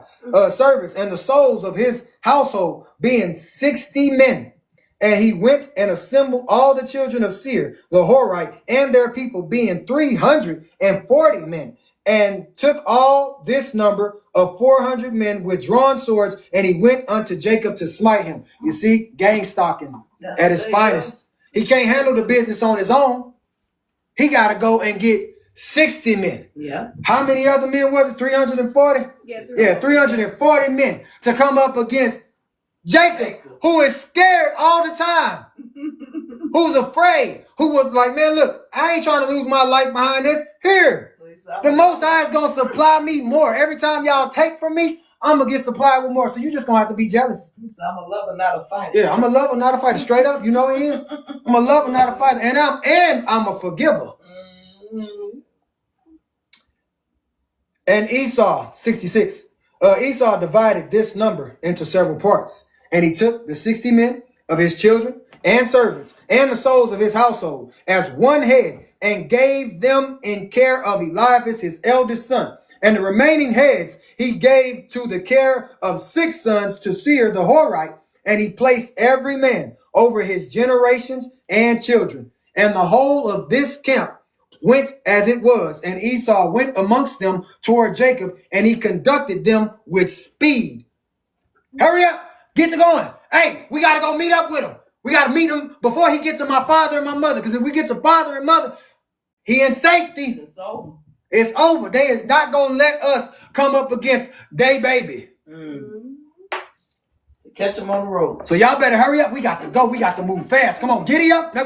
Giddy up. Come on. Yeah, I gotta go. And Laban's messengers departed from Esau, and he went to the land of Canaan. And they came to the house of Rebekah, the mother of Jacob and Esau. Who came there?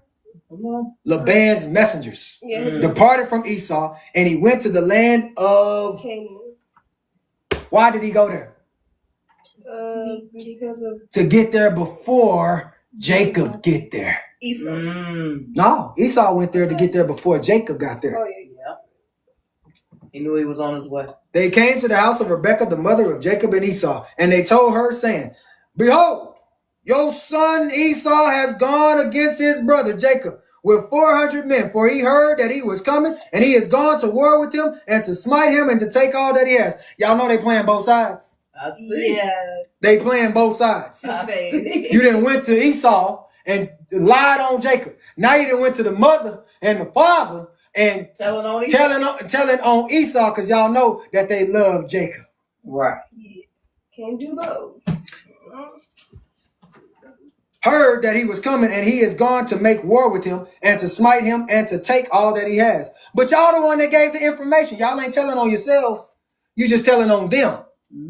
And Rebekah hastened and sent 72 men from the servants of Isaac to meet Jacob on the road. For she said, peradventure, Esau may make war in the road when he meets him. Oh, he think he's slick, huh? Hey, y'all, all 70 of y'all, go meet up with Jacob. Go be ready for war. Because if it's a war that he wants, it's a war he gonna get. You ain't about to take my baby out. I know that's right. And these messengers went on the road to meet Jacob. I told y'all, they played both sides to meet Jacob. And they met him in the road of the brook, of the opposite side of the brook of Jabbok. And Jacob said, when he saw them, this camp is destined to meet from God. And Jacob called the name of that place. How you say that name? Machanaim. Yeah, I'm gonna say it like that. Machanaim. And Jacob knew all his father's people, and he kissed them and embraced them and came with them. And Jacob asked them concerning his father and mother. And they said, they are well. They were well. I know y'all. I remember y'all. I ain't too old now. Right. I might be up in age, but I know exactly who y'all is. What y'all doing here? How my mama and my daddy and them doing? Oh, they good. They straight. And these messengers said unto Jacob, Rebekah, your mother has sent us to thee. Who sent them? Rebecca. His mom. She ain't playing about her baby. The mamas don't play about her sons, and the fathers don't play about their daughters. But we can clearly see Rebecca don't play when it comes to who? Jacob. Jacob. I don't care how old you get, you're still my baby. Right. Mother has sent us to thee, saying, I have heard, my son, that thy brother Esau has gone forth against thee on the road with men from the children of Seir, the Horite. And therefore, my son, hearken to my voice, and see with thy counsel what thou wilt do. And when he comes up to thee, supplicate him, and do not speak rashly to him, and give him a present from what thou possessest, and from what God has favored thee with. So she sent them to let them know. Don't be mad at your brother. Don't talk to him harshly. Don't talk to him in anger. Give him a gift. Bless him. Give him something. But don't try to fight him. But if it's a fight that he won't, it's a fight he gonna get, because you're gonna have some soldiers ready. But the messengers came to deliver that message and to stay there, to report back to who? The mother, the queen. How you doing? I see you back there. All right. But she said to present him or give him a present from what you possess. Because remember, he got a lot that he can give, that he got blessed with. And from what God has favored you with. So she knows that her son has favor because it was spoken over him, and she ain't heard no bad report on Jacob. So everything that he got is the favor of the Lord. What is that prayer that we pray, baby? To have favor with the Most High and with man. Yeah. And he got both. He had got favor from the Most High, and he got favor from the man. And when he asketh thee concerning your affairs, conceal nothing from him. Perhaps he may turn from his anger against thee, and thou wilt thereby save thy soul, thou and all belonging to thee, for it is thy duty to honor him, for he is thy elder brother. Your older brother. Your older brother. Yes, but makes me think of the relationship with me and Bill. Oh, yeah, I'm thinking about that right now, too. I still got to be nice to him. But, I'm told from my mom and them that I'm the oldest. And he's the younger one. He came out last. That's what we told. Yeah. Even though, mama, she was out of it and all that, but that's what we told. But still, I would have to bless my brother. Oh, yeah. I would still have to be nice to him. And love. I would have to show him better than what he probably would be expecting of me. So anything that the Most High blessed me with, I would have to bless my brother. Your twin. Yes, my twin. And when Jacob heard the words, and I know why you said that, baby. I know. Because these is twins. I'm hip to your game, girl. I know what you're doing. It's not me. It's the Most High. Right. It's the Ruach. And when Jacob heard the words of his mother, which the messengers had spoken to him, Jacob lifted up his voice and he wept bitterly and did as his mother then commanded him. Because I know my mama will be the same way. Oh, why? That's your brother. You still gotta love him. That's your family. That's your twin. Yep. She don't know that's already in me. I wouldn't come up against him. I would bless him. I still would like to. Right. The platforms and everything, like my family, if they only knew they come up against you, that all I want to do is bless them and bless the people. I want to help people. That's all I want to do. I'm not trying to be the greatest of all time and all this, that, and the third, and just have it all to myself. No. He for the pick. I'm for, thank you, baby. I'm for the people for real. That's what my goal has always been, is to educate and to help folk. 32. How many verses we got in this? Oh, Lord have mercy. No. We gotta read all that. Yeah. We'll just pick it up next week. I appreciate everybody. I appreciate y'all. I know some of y'all still want to come up. What I will do, because I gotta end this to actually save it so I can upload it to my YouTube channel. If y'all don't know my YouTube channel, it's The Anointed Shepherd, and it's spelled D as in dog, A_anointed_shepherd. I will be uploading this to YouTube. I don't know what the name of it is going to be exactly, but it will be the video that's uploaded for today. Shabbat Shalom, kings and queens, brothers and sisters. That means peace be unto you. I love y'all. Blessings to y'all.